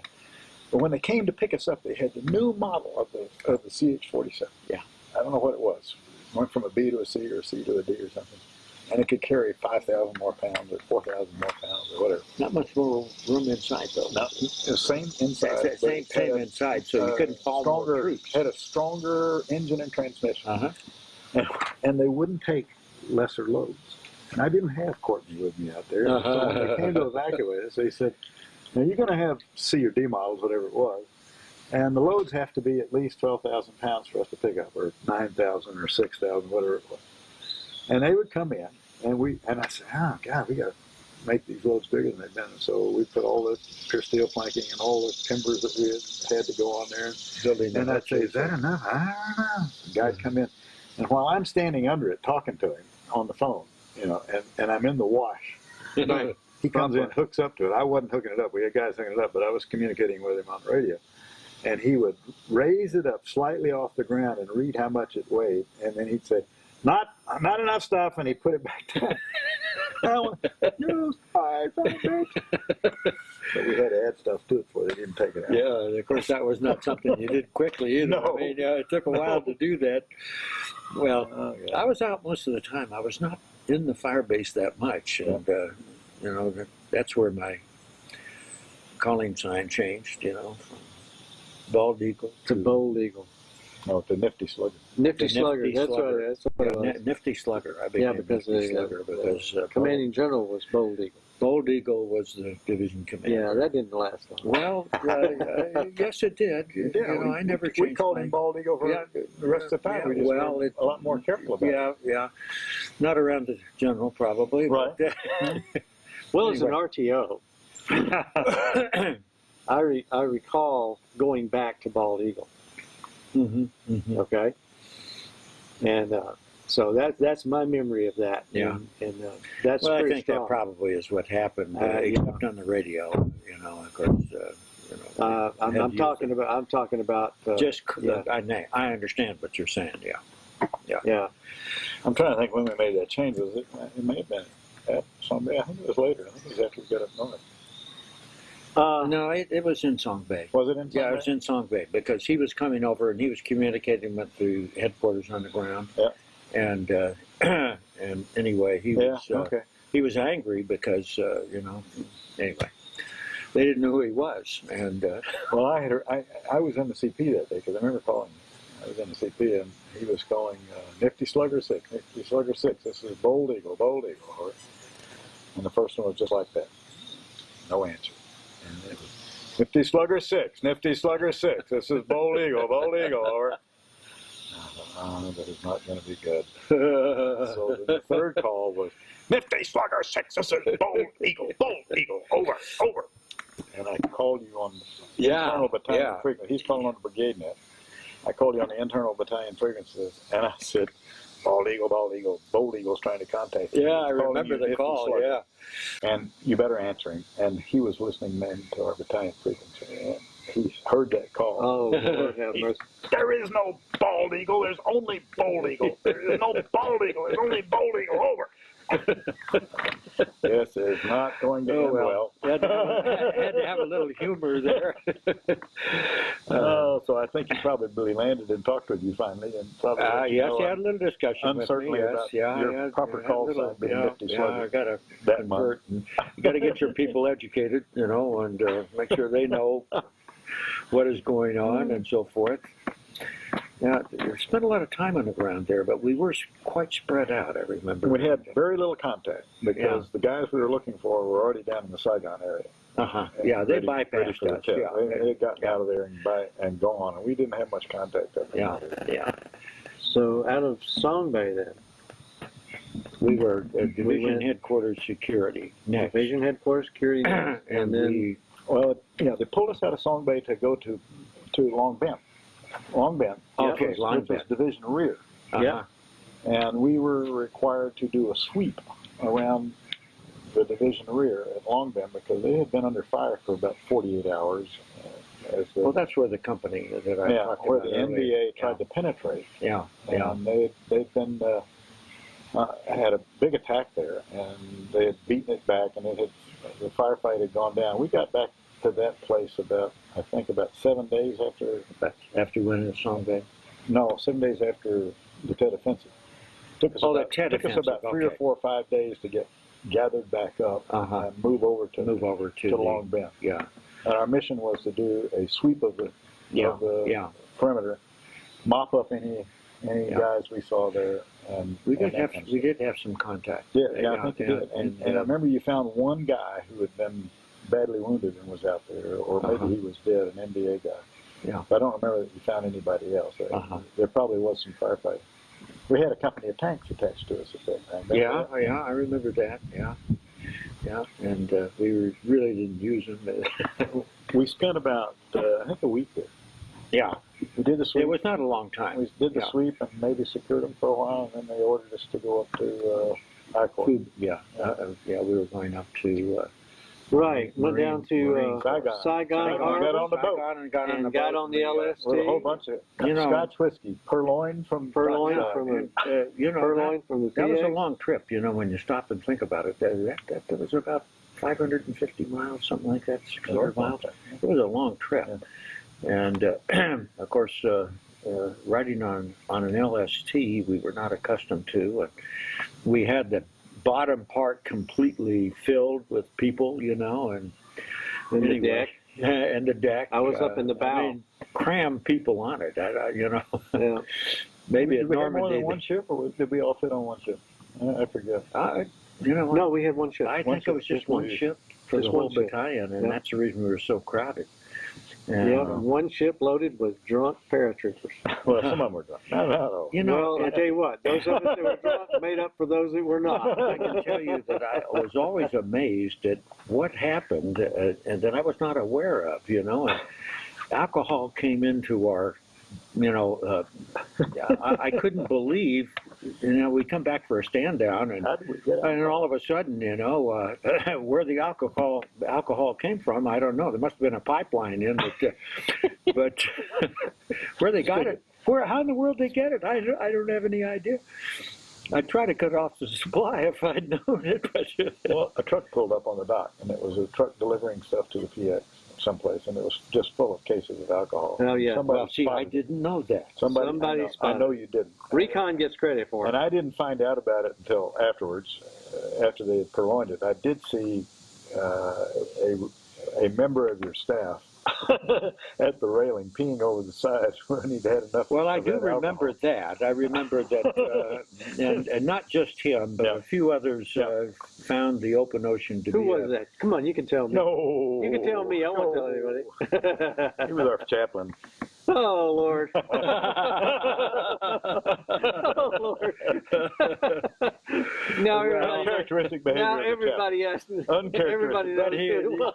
He was a terrific guy, though. He really was a terrific guy. Yeah. But, I enjoyed it. But that's how I found out what was going on, because I you never told me. We got to have something like this before I get this critical information. Yeah. What do you think we're doing this for? I saw the chaplain at the rail, and he was relieving himself, and I thought, that's kind of uncharacteristic. I went over and talked to him and said, Bud, what's going on? Well, I drank too much of that scotch. I said, what scotch? What scotch? And he pointed down there the truck was with the tarp opening. Oh, no kidding. I had no idea. And the guys had seen it, and a couple of guys had slickied down there and picked up a case or two. Oh, a case or two. Good. However much, I don't know. I was handed 2/5 when I was sitting on the dock. I was still sitting there on my ruck like this, and I was probably inside planning your next operation, sir, and I didn't want to interrupt you. Right.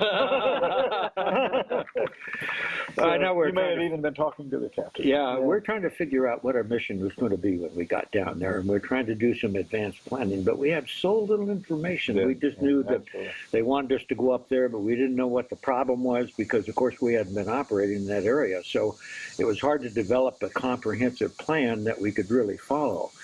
So we really had to wait until we almost got there before and Charlie was really big in getting the whole strategy worked out. I remember I had to report into the headquarters, the regimental headquarters, or no, division headquarters. We were up kind of the Marine, so it was a Marine operation. Yeah, and that's where I was supposed to be getting my instructions, my orders for what we're going to do while we're there. I remember the first comment by the operations officer as I reported in. Well, you may not hear this from any other, or you may not believe it, but we are happy to see you. And I'm saying, what? Kind of a backhanded way. Backhanded like, oh yeah, maybe. well, we're going to let you come up and operate in our area. I said, well, you know, there's a mission up there. High Van Pass needs to be secured, and that's what we're going to do. And we're going to do it our way. And so I kind of outlined to them what we were going to do, but we developed a more comprehensive plan, and Charlie really did a great job on that, no doubt about that. Well, we sat, I remember we went ashore at Red Beach. Yep.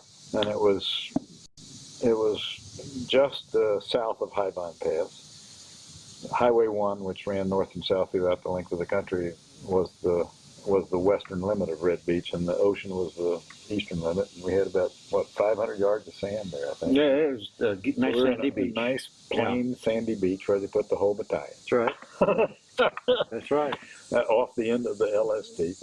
The first thing we found out, as I recall, was that the Marines had put those little plastic M14 anti-personnel mines all through that area. And luckily, we didn't. We didn't because somebody, I think it was our engineer, managed to get a hold of either a scraper, a road grader, or a bucket loader, and scraped all that stuff off down to 6 inches or so. And then we moved in and put up our bivouac area. Fortunate. I remember that, and we wound up with a big pile of sand off to the side that had it. Who knows how many? They were able to get it off without any incident too. I mean, no explosion. Those little foot things that you step on and it blows your foot off. Yeah, that's all it's designed to do. Yeah, or blow a tire off a vehicle is all it was designed to do. But they had peppered that area with them and not made any diagrams of where they were. Wow. And so we had to get rid of those. But we were there for 3 days on that. We were right on the beach there. You got your mission, and we went about planning for it and how we're going to take care of it. And it was Dan and I sitting down with a map and using common sense and watching what was happening. And we had a little kind of a point out there, and that's where we put the battalion headquarters, and then we deployed the companies. We were there for 3 days in a row. Yeah. And the Marines were fighting to get back into Hue, because the MDA at Tet 2 weeks earlier had gotten into Tet and gotten into Hue and taken over the city. Yeah. And they were still fighting to get back inside there. It was the only place where they had sustained combat after Tet. Most of Tet was finished in about 3 or 4 days, even though they went into most provincial capitals. The fighting was done before 5 or 6 days was over. But at Hue, there was a sustained combat in cities environment. Right. That mostly Marines, but some Army was involved. But the Marines were trying to do the resupply by road from Da Nang, where we were, up to Hue, which is something like 70 kilometers of road miles. Yes. All along the beach, except for High Vine Pass, where it went up over the thing, over this big mountain range. All right, so we were on Red Beach. On Red Beach, and we'd gotten our mission, or we were getting our mission, but for 3 days we watched the Marines line up trucks along the road, maybe 20, 30 trucks, and they were trying to take ammunition and food and stuff to the Marines that were fighting to get back into Hue. And each day they would send a Marine squad, rifle squad, up going north from the south end of High Vine Pass, and one coming down from the north to go to the top of High Vine Pass. They would have World War II Korean War minesweepers that they would sweep the road with, and a squad of Marines to provide security for the minesweeper. When they both get to the top of the hill, they'd say, all clear, and the convoy would start up from the south, going up the north. And this is the mountain that they were going over, and it's about 20 kilometers from here to there, and that's the south to north along this road here. And the convoy would start, and it would get part way up from the south. I show 3 events here on 3 straight days, there were 3 different events. Each day, they would attack the lead truck or the second truck and sometimes destroy it, sometimes just badly injure it from a mine that was not planted in the roadway, but was in the side of the hill on the uphill side, and it would blow a hole in the vehicle or destroy it. And the whole convoy would turn around, and many of them were semis. It's a 2-lane road. It was hard to do. Yeah. It'd take them the rest of the morning to turn that convoy around, send it back down. And the next day they'd do it again. And it had the same result.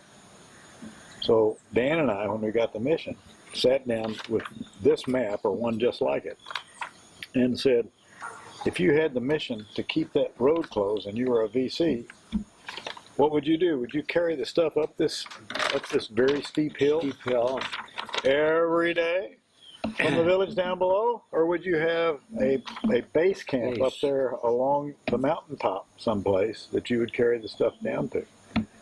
And we did this map reconnaissance and asking those questions, and these are the 5 questions that we asked. And it was, if you were the VC, would you operate out of the village at the base of the mountain and have to carry heavy loads, mines, and booby traps up the hill each night or to interdict the road? And our answer was no, you would have that stuff in a base camp up on the mountain. Right. And then we said, okay, how close to the road would you have all that stuff? And we said, no more than 2 kilometers from the road. Yeah. So it's very heavy and very steep terrain. So heavy jungle and steep terrain, triple canopy jungle. Okay, so we homed this in a little bit. And then we said, well, would you, we'd say, would you put the base camps on the uphill side of the road or the downhill side? What would soldiers do?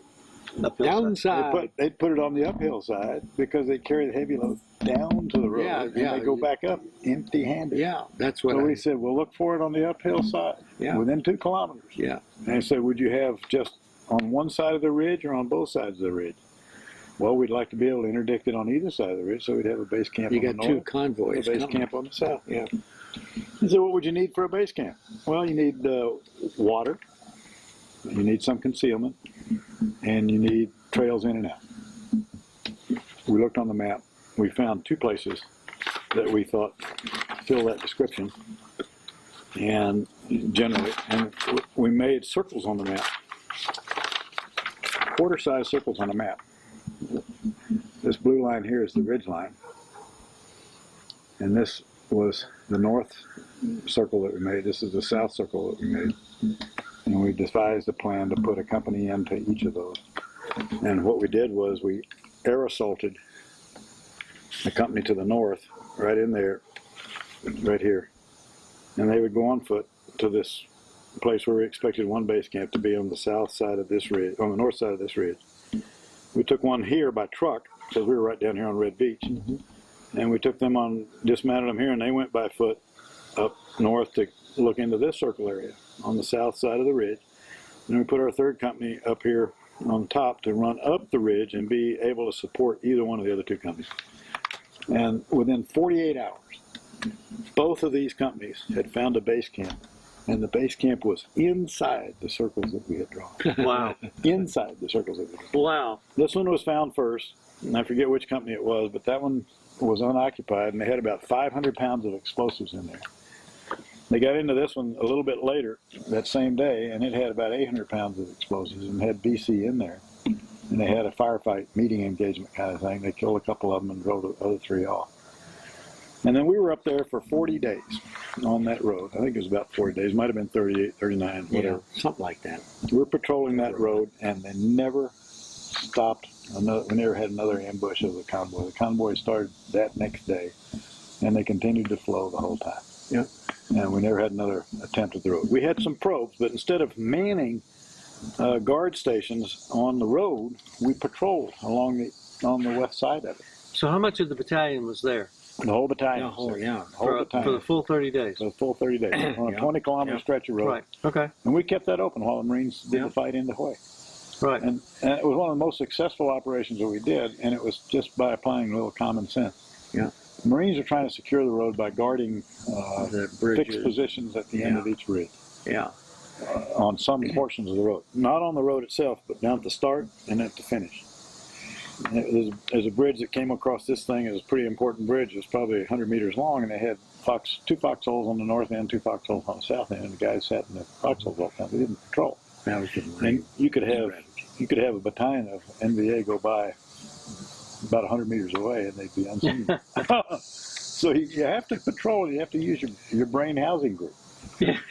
Brain housing group. Yeah, I mean, it was amazing. But that was one of the most. And we had a couple of guys wounded. I don't think we had anybody killed. We had a couple of wounded up in the higher part of the hill there. And I also remember the regimental commander, the Marine regimental commander, was somebody I had known at the Joint Services Staff College in England. And he was wondering how we were able to eliminate the resistance so quickly. So he asked me to come over to his headquarters. So I went over to his headquarters and I sat down and told him what our strategy was. He couldn't believe it because, they were stationary. They always protected things by having a unit around a bridge or whatever it was. They were not out searching for the... More defensive than offensive, yeah. We were much more offensive. We were looking for where they were camped and where they had their supplies, and we were successful. We patrolled at night. We ambushed at night on both sides of the road. Both sides, We had a few contacts, one or two contacts on the western side of the road, on the uphill side, but never had any penetration down the road. And we lost a total of, what, 2 men? We had at one time, we were trying to, I think, air evac right out of the top, and we weren't able to get them out, and they had to actually stay there overnight. And I think we had either 2 or 3. At different times. At different times, Not at the same time. And I don't think any of them was KI. I don't think any of them were badly wounded, but... one guy was, the guy that stayed overnight was a chest wound. It was a sucking chest wound, and we thought we might lose him if we couldn't get him out of there, but we finally got an Army medevac to come up with a jungle penetrator and haul him out after he'd been up there about 18 or 20 18 hours. Yeah. He was there and he lived. I know he lived. And he was the least badly wounded, or the worst wounded, I should say. That's funny you should mention that. Were you there? Did you see that guy? Yeah. Oh, yeah. Okay, I was, right. yeah. Oh, yeah. See, I have a vivid memory. A lot of it's blocked out, but I have a vivid memory of being close to a medic, and then he was tending a sucking chest wound, and I actually assisted. I reached down and put my hand on he had a piece of plastic that he put on the sucking chest wound, and I put my hand on top of it. And I don't know if it's the same incident or not. They would have taken that guy straight to the hospital, though. I think they flew off the mountain and went straight to a hospital. So unless you guys, I don't think you went up. That was A Company, I think, was on the ridge. A Company had the mission to go straight up the ridge and be able to support on either side, and they were the ones that had the guy shot with the then there was sucking chest. Well, anyway, there's another question about another injury, but that's okay. I don't. The guy's not here, and I don't remember who the name was. So. Yeah, we had another injury. I remember the message coming into the talk that we needed to get somebody up there to help take. We had to get him carried out. Yeah. He was with security, and he had been a part of the force in going up on the north side there, and we couldn't really kind of believe what was said. They said there was an animal that jumped in. He was in his foxhole, and this animal jumped in. I think it was a tiger, and broke his leg. And jumped back at it, just bounded into his hole and bounded out. Yeah, just bounded out, bounded in, bounded out, and here's this guy in great pain. So anyway, they were able to haul him out to the road, and of course but anyway, it was kind of a different kind I couldn't believe what I'd heard over the phone, so I went running down into well, you were with me, I think, and anyway, we found out that it was not anything other than an animal that had caused all the damage. I think they said in the beginning that's what it was, but I couldn't believe that. A tiger jumping into a foxhole. Oh, if anything weird was going to happen, Vietnam was a place, man. It was. There's no doubt. There's no telling what happened. But I agree with Charlie. Awesome. That was one of the most successful operations that I think we did run, and part of it was just a good strategy. I think from the start, Charlie was really kind of the one that pulled that all together. So all right. We trucked out of there, I think, up to Hue Phu Bai, if I remember correctly. Right, we got on trucks. Operation. Yeah, I was on a truck. We would have been there from about, let's say, 30 days, maybe. The way it happened, or TED happened on the 31st of January. We were about 2 weeks before we got on the LST. LST 3 or 4 days. February. We got up there late February, probably Yeah. 21st or 22nd February. And we were up there for at least 30 days. 30 maybe 40. days, I So thought, it would have been late March we trucked up to Fubai, Yeah. up to Way Fubai. Yeah. Yeah. Late March? Yeah, I think so. Yeah. What would you say? I thought we were at Bastogne by April? by March. Might have been. I may have it all. I may have it wrong, but I Were think- we still I think working? I'm about I right. thought we were up in that area for about 30 days, you know. Yeah. Yeah, at the high band pass. at least 30 days. I'm pretty sure. okay. I could be wrong, but And that would have been from, 30 days. as I said, it would have been about from 17, 18, 19, 20 February, 30 days, 17, 19, 18, 20 March. We trucked up there, and then we spent some time at Birmingham. Birmingham, right? We went to Boyd. I remember think. Firebase Birmingham. It's the first time I ever saw a short round out of a 4.2. We were there for a few days, maybe a week. I'm not A sure, and then we went on out to Bastogne, Bastogne, yeah. which could have been it could have been late March, like 31st of March, but I think it was probably early April when we went out to Bastogne. I'd have to go back and look at some notes. I don't. And have we any were notes. still working out of Bastogne when you left. Were we? Ashaw Valley just moved up into. Oh, that's right. That's yeah, right. they That's just right. moved That's into right. the Ashaw Valley when I left, and that's where we got hit at the We command. were on. unit command. That would have been Bagel. Bagel. Yeah. We were going to Ashaw Valley. I don't think Yeah. we never did go to Ashaw Valley, did we? Dan? Well, We never it set was up. a part We of the never set Ashaw up a Valley operation. Campaign, yeah. Yeah, the campaign. Yeah, but Yeah, we left Bastogne and went. We to never Bagel. got to the valley. I don't Yeah, think. right, but right. We were up in that general Because area. I think we went from Bagel up to Firebase Strike, which was a little bit north and a little bit east. It wasn't out towards Ashaw. Somebody else was going into Ashaw. I don't know who it was,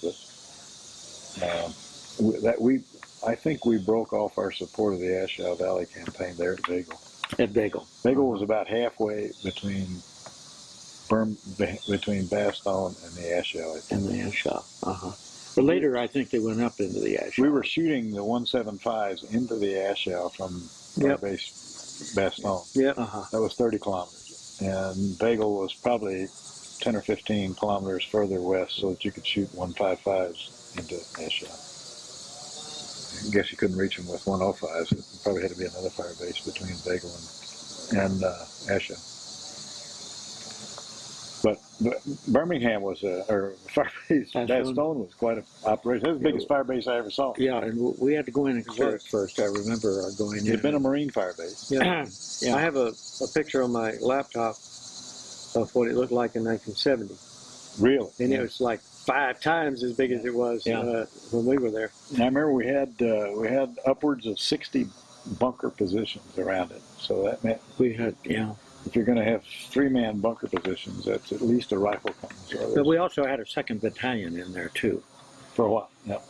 for a while. Yeah, and as a matter of fact, I remember. Beckwith's battalion. Yeah, Second Beckwith, Charlie 337. Beckwith's battalion, and I can remember, and he was an old friend going all the way back, complaining that he was starting to use my ammunition, and he needed to have his own supply. All of a sudden, our ammunition was going down a lot faster than it should be. So was our bunker supplies. I had to go down there. Hey, say, Charlie, get your own ammunition. Yeah, You know? really. And get your own pair of steel plane. Get your own sandbags. Okay, we're trying to put up a fire base here, and you guys are staying over. You're overnight guests, and you went and grabbed a bunch of it to Yeah. fix yourself up. And of course, some of the first operations around there was searching, out in the Make sure nobody area was that around. kind of peripheral. And we did run into quite a bit of contact out A there. lot of stuff. They were retreating to the Ashaw out of Hue, Yeah, and there was a lot of NVA did, units yeah. in that area still. and I can remember really having several parts of our maneuver and attack, and I had A Company that got pinned down virtually over in the area that they were in. And That's the one you were talking about, where B Company went to A Company. Yes. B Company went to Yes. A Company, and we were a Helicopter got shot That down. was April. hot. Yeah, That was just that off was 65 that Yeah. came in, and an RPG rocket blew the tail off. And I corresponding with Tim Lickness on this, Lieutenant Tim Lickness, he was the one who led the team out to retrieve the pilot, the co-pilot, and the medic. And of course, the crew chief, when the chopper was hit, was ejected from the chopper at over 100 feet above those trees. It was triple canopy. It was kind of dark in there, as a matter of fact. And when that bird went down not far from where it was hit, we weren't there when it was hit. We came in later and walked in. I remember. Yeah. Yeah, walked in, and I have the maps on my computer. I have the copies of the maps on that computer that's in the house. And I can show you exactly where that position was from Firebase Battalion. And it may bring back the memory of the slight rise that we had to walk up, and then there were the guys had been pinned down on top. There was one KIA there when we got there. That was Mills. And I'm sorry, maybe I shouldn't say his name on this, but That's all right. You can edit it out. Yeah, we may edit that out. But anyway, there was one KIA, and then we walked in, and they opened up again, and those boys could shoot. Those weren't country boys; those were trained NBA. people. Yeah. And so they had us going for quite some time, and it was just a bad situation all around, because there was just, yes, we were in the woods and there was trees, but they had positioned themselves so it's very difficult to avoid their fire. And so it took a long time, but B Company got around to the back side of They them, came I in guess. and reinforced. Yeah, And I don't know to this day whether the snipers just ran out of ammo or whether we shot them in the trees and killed them, or if B Company came in from behind and took them out. I think they had a big impact because they weren't. Oh, they definitely had a big impact. They were not able to move at all, so we kind of, the maneuver was very successful. Yeah, it was. And that was where I saw, and you saw, we stood together and witnessed one of the most incredible feats of flying I have ever seen or ever will see, probably again in my life. It's when they didn't have any more available choppers, and or medevacs, and if I understand right, the commanders of the unit took a chopper and came and flew in. Now this is just stories that I've heard. By the commanders, you mean the brigade commander of the medevac. Oh, the medevac. Yeah, and they brought a chopper out. The guys in A Company, Blue and LZ, but it was all jumbled up. It's like pickup sticks, all jumbled up like that and piled up. And there was not a whole lot of room around those blades, and they descended right down into the trees, as close to that pile of rubble as they could get. But still, to get the wounded and the KIAs out, they had to reach down as far as they could reach, get out on the skids and reach down as far as they could, and our guys were picking them up and hoisting them up over their heads until they could get hold of them and pull them up into the bird. Yeah. And all the time, this chopper is sitting there, and I confirmed this with Tim Lickness, and I confirmed it with Lamar. About 4 feet off the ground. Harold Lamar, yeah. Above the pile. Yeah. But you had to climb up on the pile to get there. To get there, yeah. And the pile wasn't, I mean, it was way up. So I confirmed it with both of these guys. Harold Lamar stood under the chopper with a PRC-25 and said, left a little, no, right, left, back, front, and corrected him all the way down. Amazing. Yeah. And I remember thinking, those blades are going to tip one of those trees any second now, and that guy's going to die because it's coming straight down on him. Yep. You're directly. But thank God it didn't, and he did that with 2 different birds. Two different Harold birds. Marr had 9 lives. He was my RTO on the hill on the Is that right? 6-7. And to this day, you know, I told Harold, I said, that is either one of the craziest things or one of the bravest things I saw anybody do. That was not the only time they came in. They also came in earlier in the operation. I remember he had one guy that was shot in the head, and we had to get him in right away, and we were able to get him out right away. Right. Of course, They he probably tried- didn't survive. They tried putting a jungle penetrator down, but it just didn't work. It was just too thick. Yeah. Just too thick. Well, of course, if you landed out in the open, you also are going to get other kinds of fire coming in on There you, would have been, too, you know, yeah. the first one got hit by an RPG. No telling, you know. If they Yeah. were still out there, they might do it again. Mhm. But it was an incredible event, and Yeah. never forgotten. Never Mm. forgotten. Mm. So I know A Company had bore the brunt of it, Yeah. and that McGurk, particular, and B Company, of course, we did maneuver around. I don't and think that was April the 12th. Yeah, Yeah. yeah. That's so.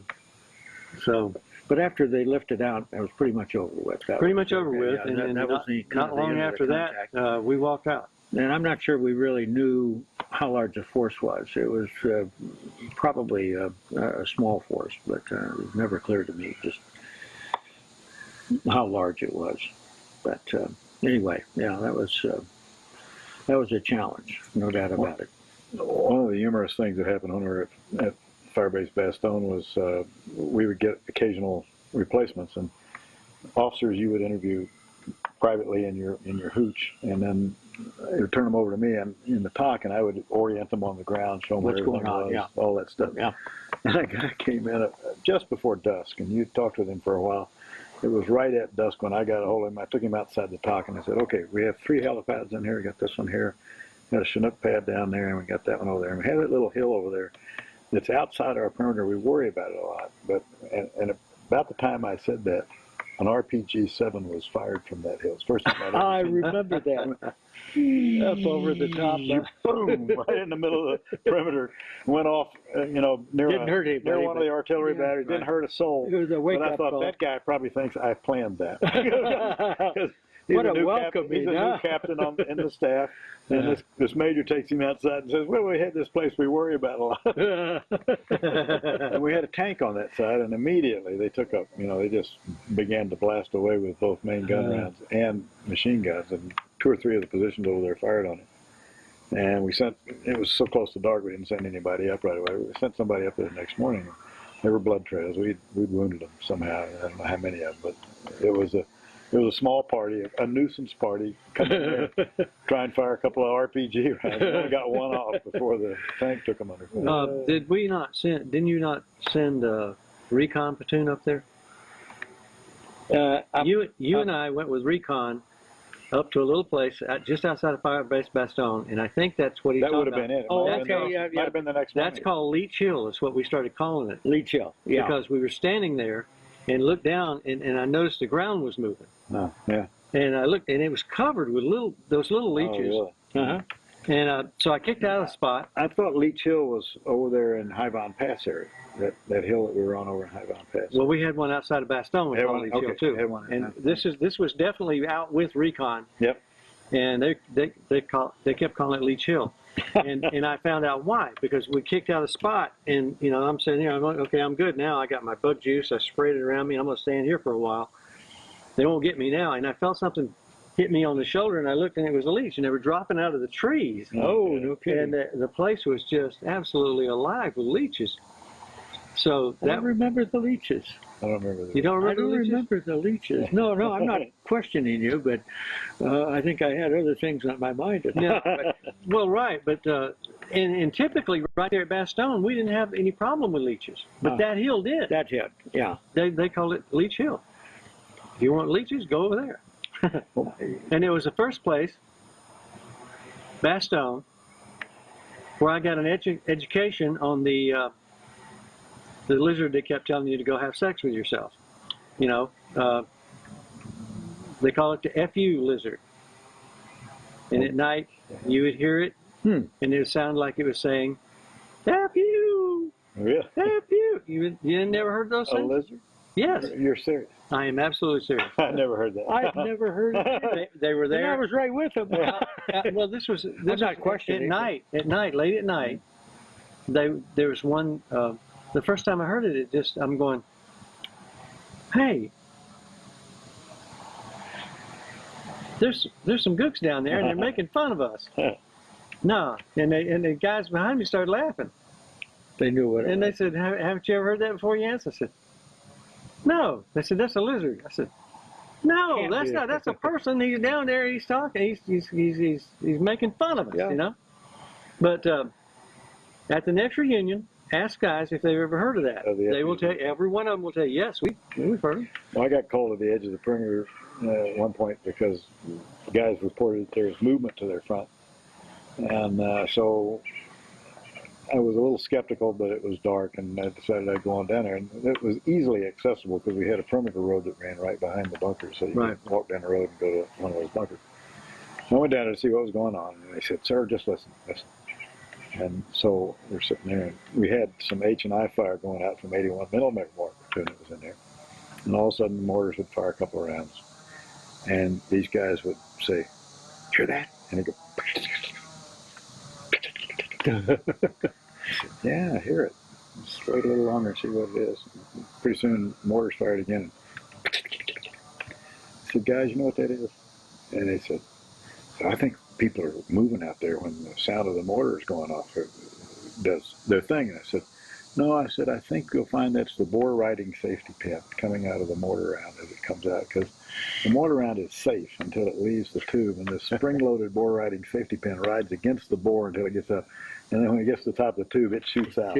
Yeah. And goes through the brush if it happens to be facing the right direction. And they were getting ready to fire up the bore riding safety pins coming out of the 81. I think that's what that is, but you guys stay alert. Yeah. Get on the other side of the mortar. And we also had an attack of a fortified position. And I think it was an extension to what we were doing there. And I can remember we started taking fire from what looked like some bunkers. And I don't know, we're getting it from 4 or 5 different positions. You remember that? Yeah. And we were able to place fire into the apertures of where the fire was coming from. And we were very successful in maneuvering around, and we were able to throw hand grenades into the into the. That's exactly right. That was on the way to Bastogne when we were making the occupation of Bastogne. Yeah, we had an element going down the road, and we had some that air assaulted in. Yeah, and one going down the road got into that just short of Bastogne. Yeah, and I remember we were on the ground, and we were moving with them, and I had another company that was getting ready to maneuver and that sort of thing. Hadn't it was really successful. Hadn't thought of that in every case, we were able to keep fire on where the fire was coming from, and then we were able to get in behind and throw hand grenades, and we got them all. We got them all. So that was another one of the really successful operations I think we had. And 2 companies were involved. One on the maneuver side, and the other was one that was coming head on. And we went from Bastogne to Bagel, and then we were only on Bagel a short time, a few days. And then we went up to Firebase Strike. And I always kind of considered that preparing to go into Strike. Not that we're going to do anything there, but that was a staging base for us to go on up to. Might have been, but I think Strike was further from the Ashow than was Bagel. I think it was further east. Yes, it was. I was always puzzled. It was, yeah. Why do we go backwards? Yeah, I'm not sure. But we went up to search and destroy again. And so I think they thought there were NVA that were still infiltrating, exfiltrating out of way and going back towards the Ashow, and put us up there to shortstop that route, while other folks went into Ashow. First Cav got into Ashow about that same time. First Cav had a major operation into the Ashow in April of '68, and they put, I think, most of the division in there. And some of the 101st was involved in that also, but one of my classmates, Charley Baker, who was with the first Cav, went in on that one, and it was a hell of a firefight, because they'd been in the Ashow for 3 years at that time. They had dug in 37s and 57 millimeters that just shot the hell out of our helicopters when they came in. They had them on. He talks about them having the 37 millimeters on elevators, and they would be down, get all loaded up. Helicopters would show up. They'd bring them up to the surface. They'd fire, and then they go down. and you could bomb them all day, and if you didn't put a bomb down the direct hit. silo, Yeah. you weren't going to stop them from firing. And they had batteries of those things dug in that fashion inside the ash. It was quite an operation going in there. There was an article I read that attributed it to 101st coming into the ash shaw, They were there. and 17 helicopters were lost Could be on the first assault. Yeah. 17 choppers, and I don't know what element of the 101st that was. I don't think it was us. No, I don't think it was. It was either. after I left, and I didn't get the ash shot, so I don't know much about that. We got diverted up to strike, and but I think there were elements of the 101st that went in on that thing with the first cab. I just don't know. We'll probably find guys that you talk to later who will say, "Yeah, I went in the ash shot that time," because it's quite possible they did. But we went up and put up another fire base in another place. Did it again up there, the same kind of thing. And we had very little contact. Yeah. We had one unfortunate event at strike that where we observed rockets being fired north from the river, which was right beneath our fire base, but it happened to be across the boundary between the U.S. forces and Arvin forces. And while we could see them launching the rockets for about a minute and a half, 20 some odd rockets shot north, we couldn't do anything about it. I tried to get the artillery battery commander to fire without direct fire, direct lay. He had two guns on that side, and he could have put 15 rounds into them while they were launching the rockets, but he wasn't firing unless he got clearance to fire. It took him 5 to 10 minutes to get clearance to fire. By that time, they'd quit shooting the rockets. But those rockets went up and landed in the first Cav fire base and set their ammunition. And burned for 2 days. They had a habit of losing their ammo. I can't remember the name of the fire base, but my friend Charlie Baker was there at the time. And he was in the hospital, and he being treated for combat fatigue. He had stayed awake for about 72 hours on the incursion into Ashow, and he just, after a while, he just collapsed. He wasn't battle fatigued, like shaking like too much artillery. He just fell out of his chair asleep, essentially. And so they took him back to give him a little downtime, and the rocket attack hit while he was there. He said, I was in a tent ward, and he said, I wasn't going to see another guy killed from artillery fragments because he had been standing next to a battalion commander earlier, and his battalion commander had been killed by a rocket that came in, and they could have been in a bunker. They could have gotten down, but they didn't. They were standing outside watching what was going on. Charlie said, never going to let that happen again. So he made all the soldiers in his tent ward, some of whom were pretty stove up, crawl over to the bunker at the end of the tent. And they're down on the floor, getting their bandages wet, trying to drag their IVs to them. And they said, no, I can't go. Charlie said, get your ass in the bunker. And after the rockets quit and the explosions from the ammo dump began to die down, the nurse came around and just gave Charlie hell for making all of those guys get out of their beds, get in the dirt, and crawl into the protected bunker. Well, it might have been very preventive. I mean, it might have prevented a disaster also. I don't care what you think about it. I'm never going to stand by and let another guy not go to a shelter when he could. Yeah. So you basically came in from Bastogne, and that's when you left on May. From Bagel. Yeah, we were at Bagel. Bagel. Yeah, you came in from Yeah, Bagel. we just arrived at Bagel. Right, and you came in. You went back into. Well, I went back to Penrang and phased out. Okay. And then flew back. I never got an R&R. You all get an R&R? I did. I did. I didn't. Because it all happened so fast, and they were going to give me one before I was slotted to get a command, but it happened that I needed to go right in.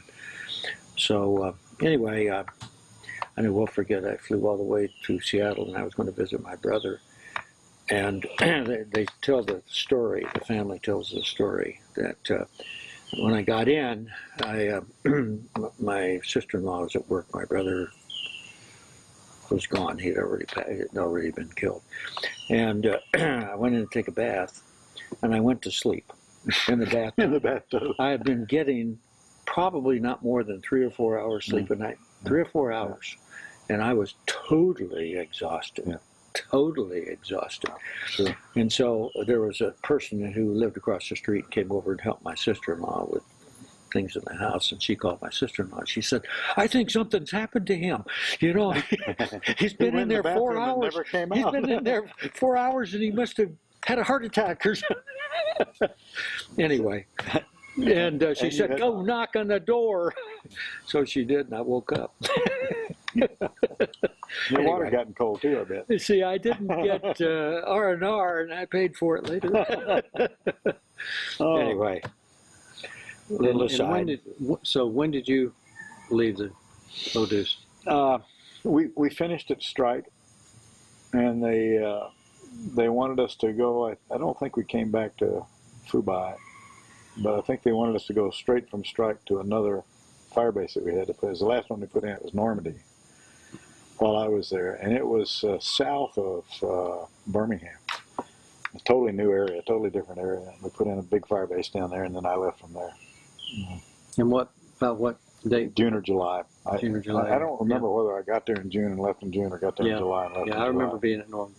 You remember being at Normandy? Yeah, I was still in the top. You know, I was still at RTO. Normandy was just a Oh, no, long... in June the 26th, I got my sergeant's stripes. Did you? Yeah. And so I never carried a radio again after that. No. But I was virtually the platoon sergeant because we had nobody else. Combo platoon sergeant? Yeah, and that's Of course you were. Danford. You know, when I got ready to leave in September, Tom Courtney came to me. He was our captain at the time of E Company, and he came in and said, "The answer would you stay 3 months. If you want to get out, he'll give you early out in 3 months.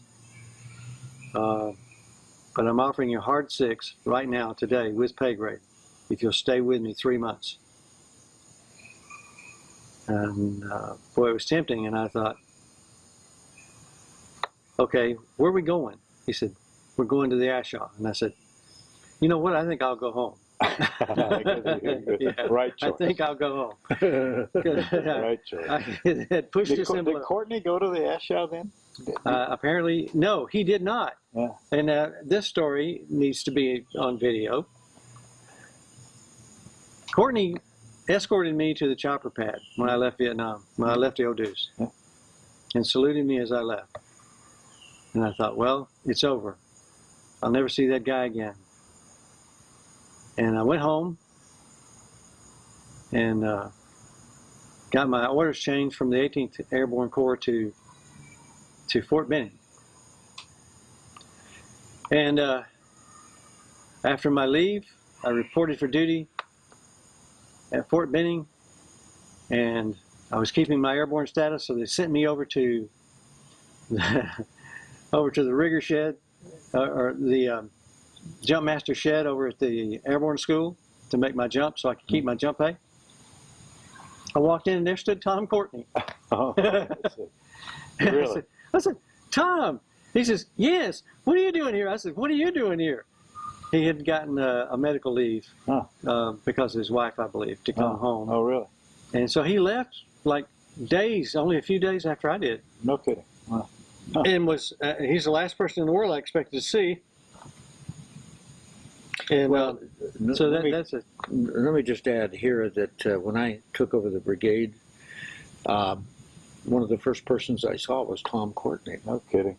And he had come This is after in, Vietnam. and well, I think he may have been from Vietnam, and at that point he went back to his enlisted grade, and so he was a great help in getting the brigade started. He's a great guy. Great guy. Yeah. Continuous smoke, Courtney. Yeah, a little bit older than most, most officers, but he was. Can you guys think of anything else that you'd like to get on this video? I don't think so. I've pretty much. Well, I just like to say this. You know, looking back after many, many years, I could not have selected a better group of people.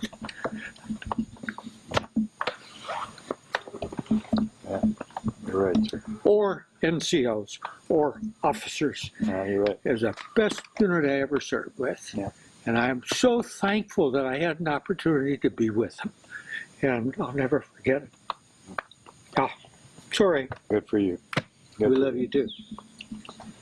Yeah.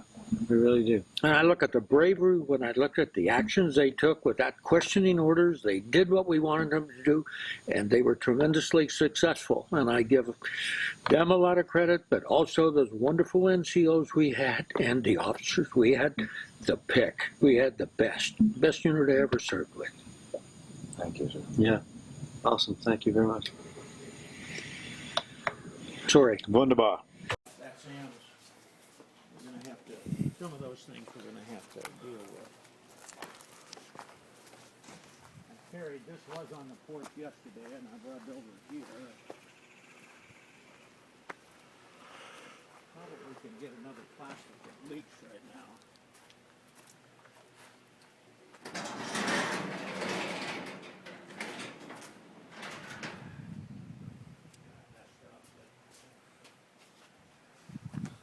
Our last television came in that box. See, now stuff like this, doors and stuff like that, I think that door was Ann's, I'm not sure. Power washer stopped working on me, so I take that to the trash. You still have your signature here. Yeah, I see that. You should have whipped my butt. No. I liked it. A lot of this stuff is Ann's, so.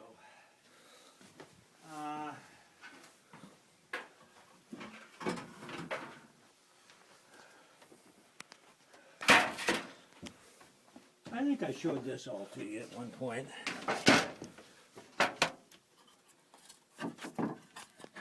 I don't know what to do with this junk, frankly.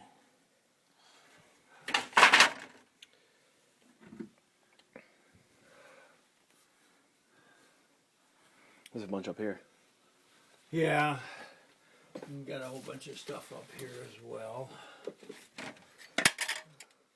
Uh-oh, this came off.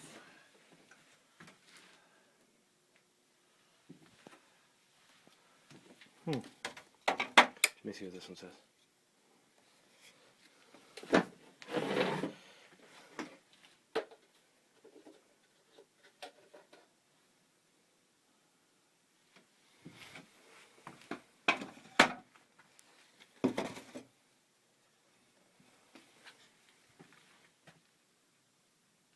Oh, this is National War College. When I was on the faculty there.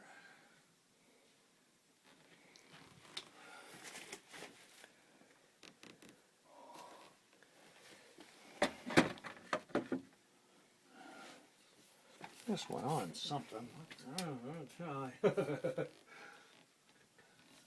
Anyway, What about this one? I like this one.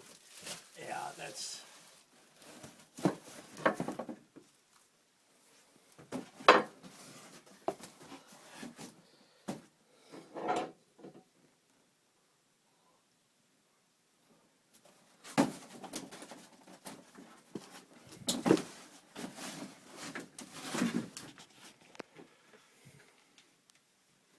I don't know what that is. I gotta go through this junk and get rid of it.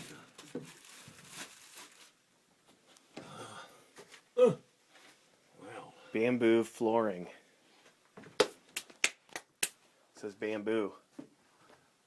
oh, it is heavy though, let me tell you. I guess I'll put them back, get them out of the way.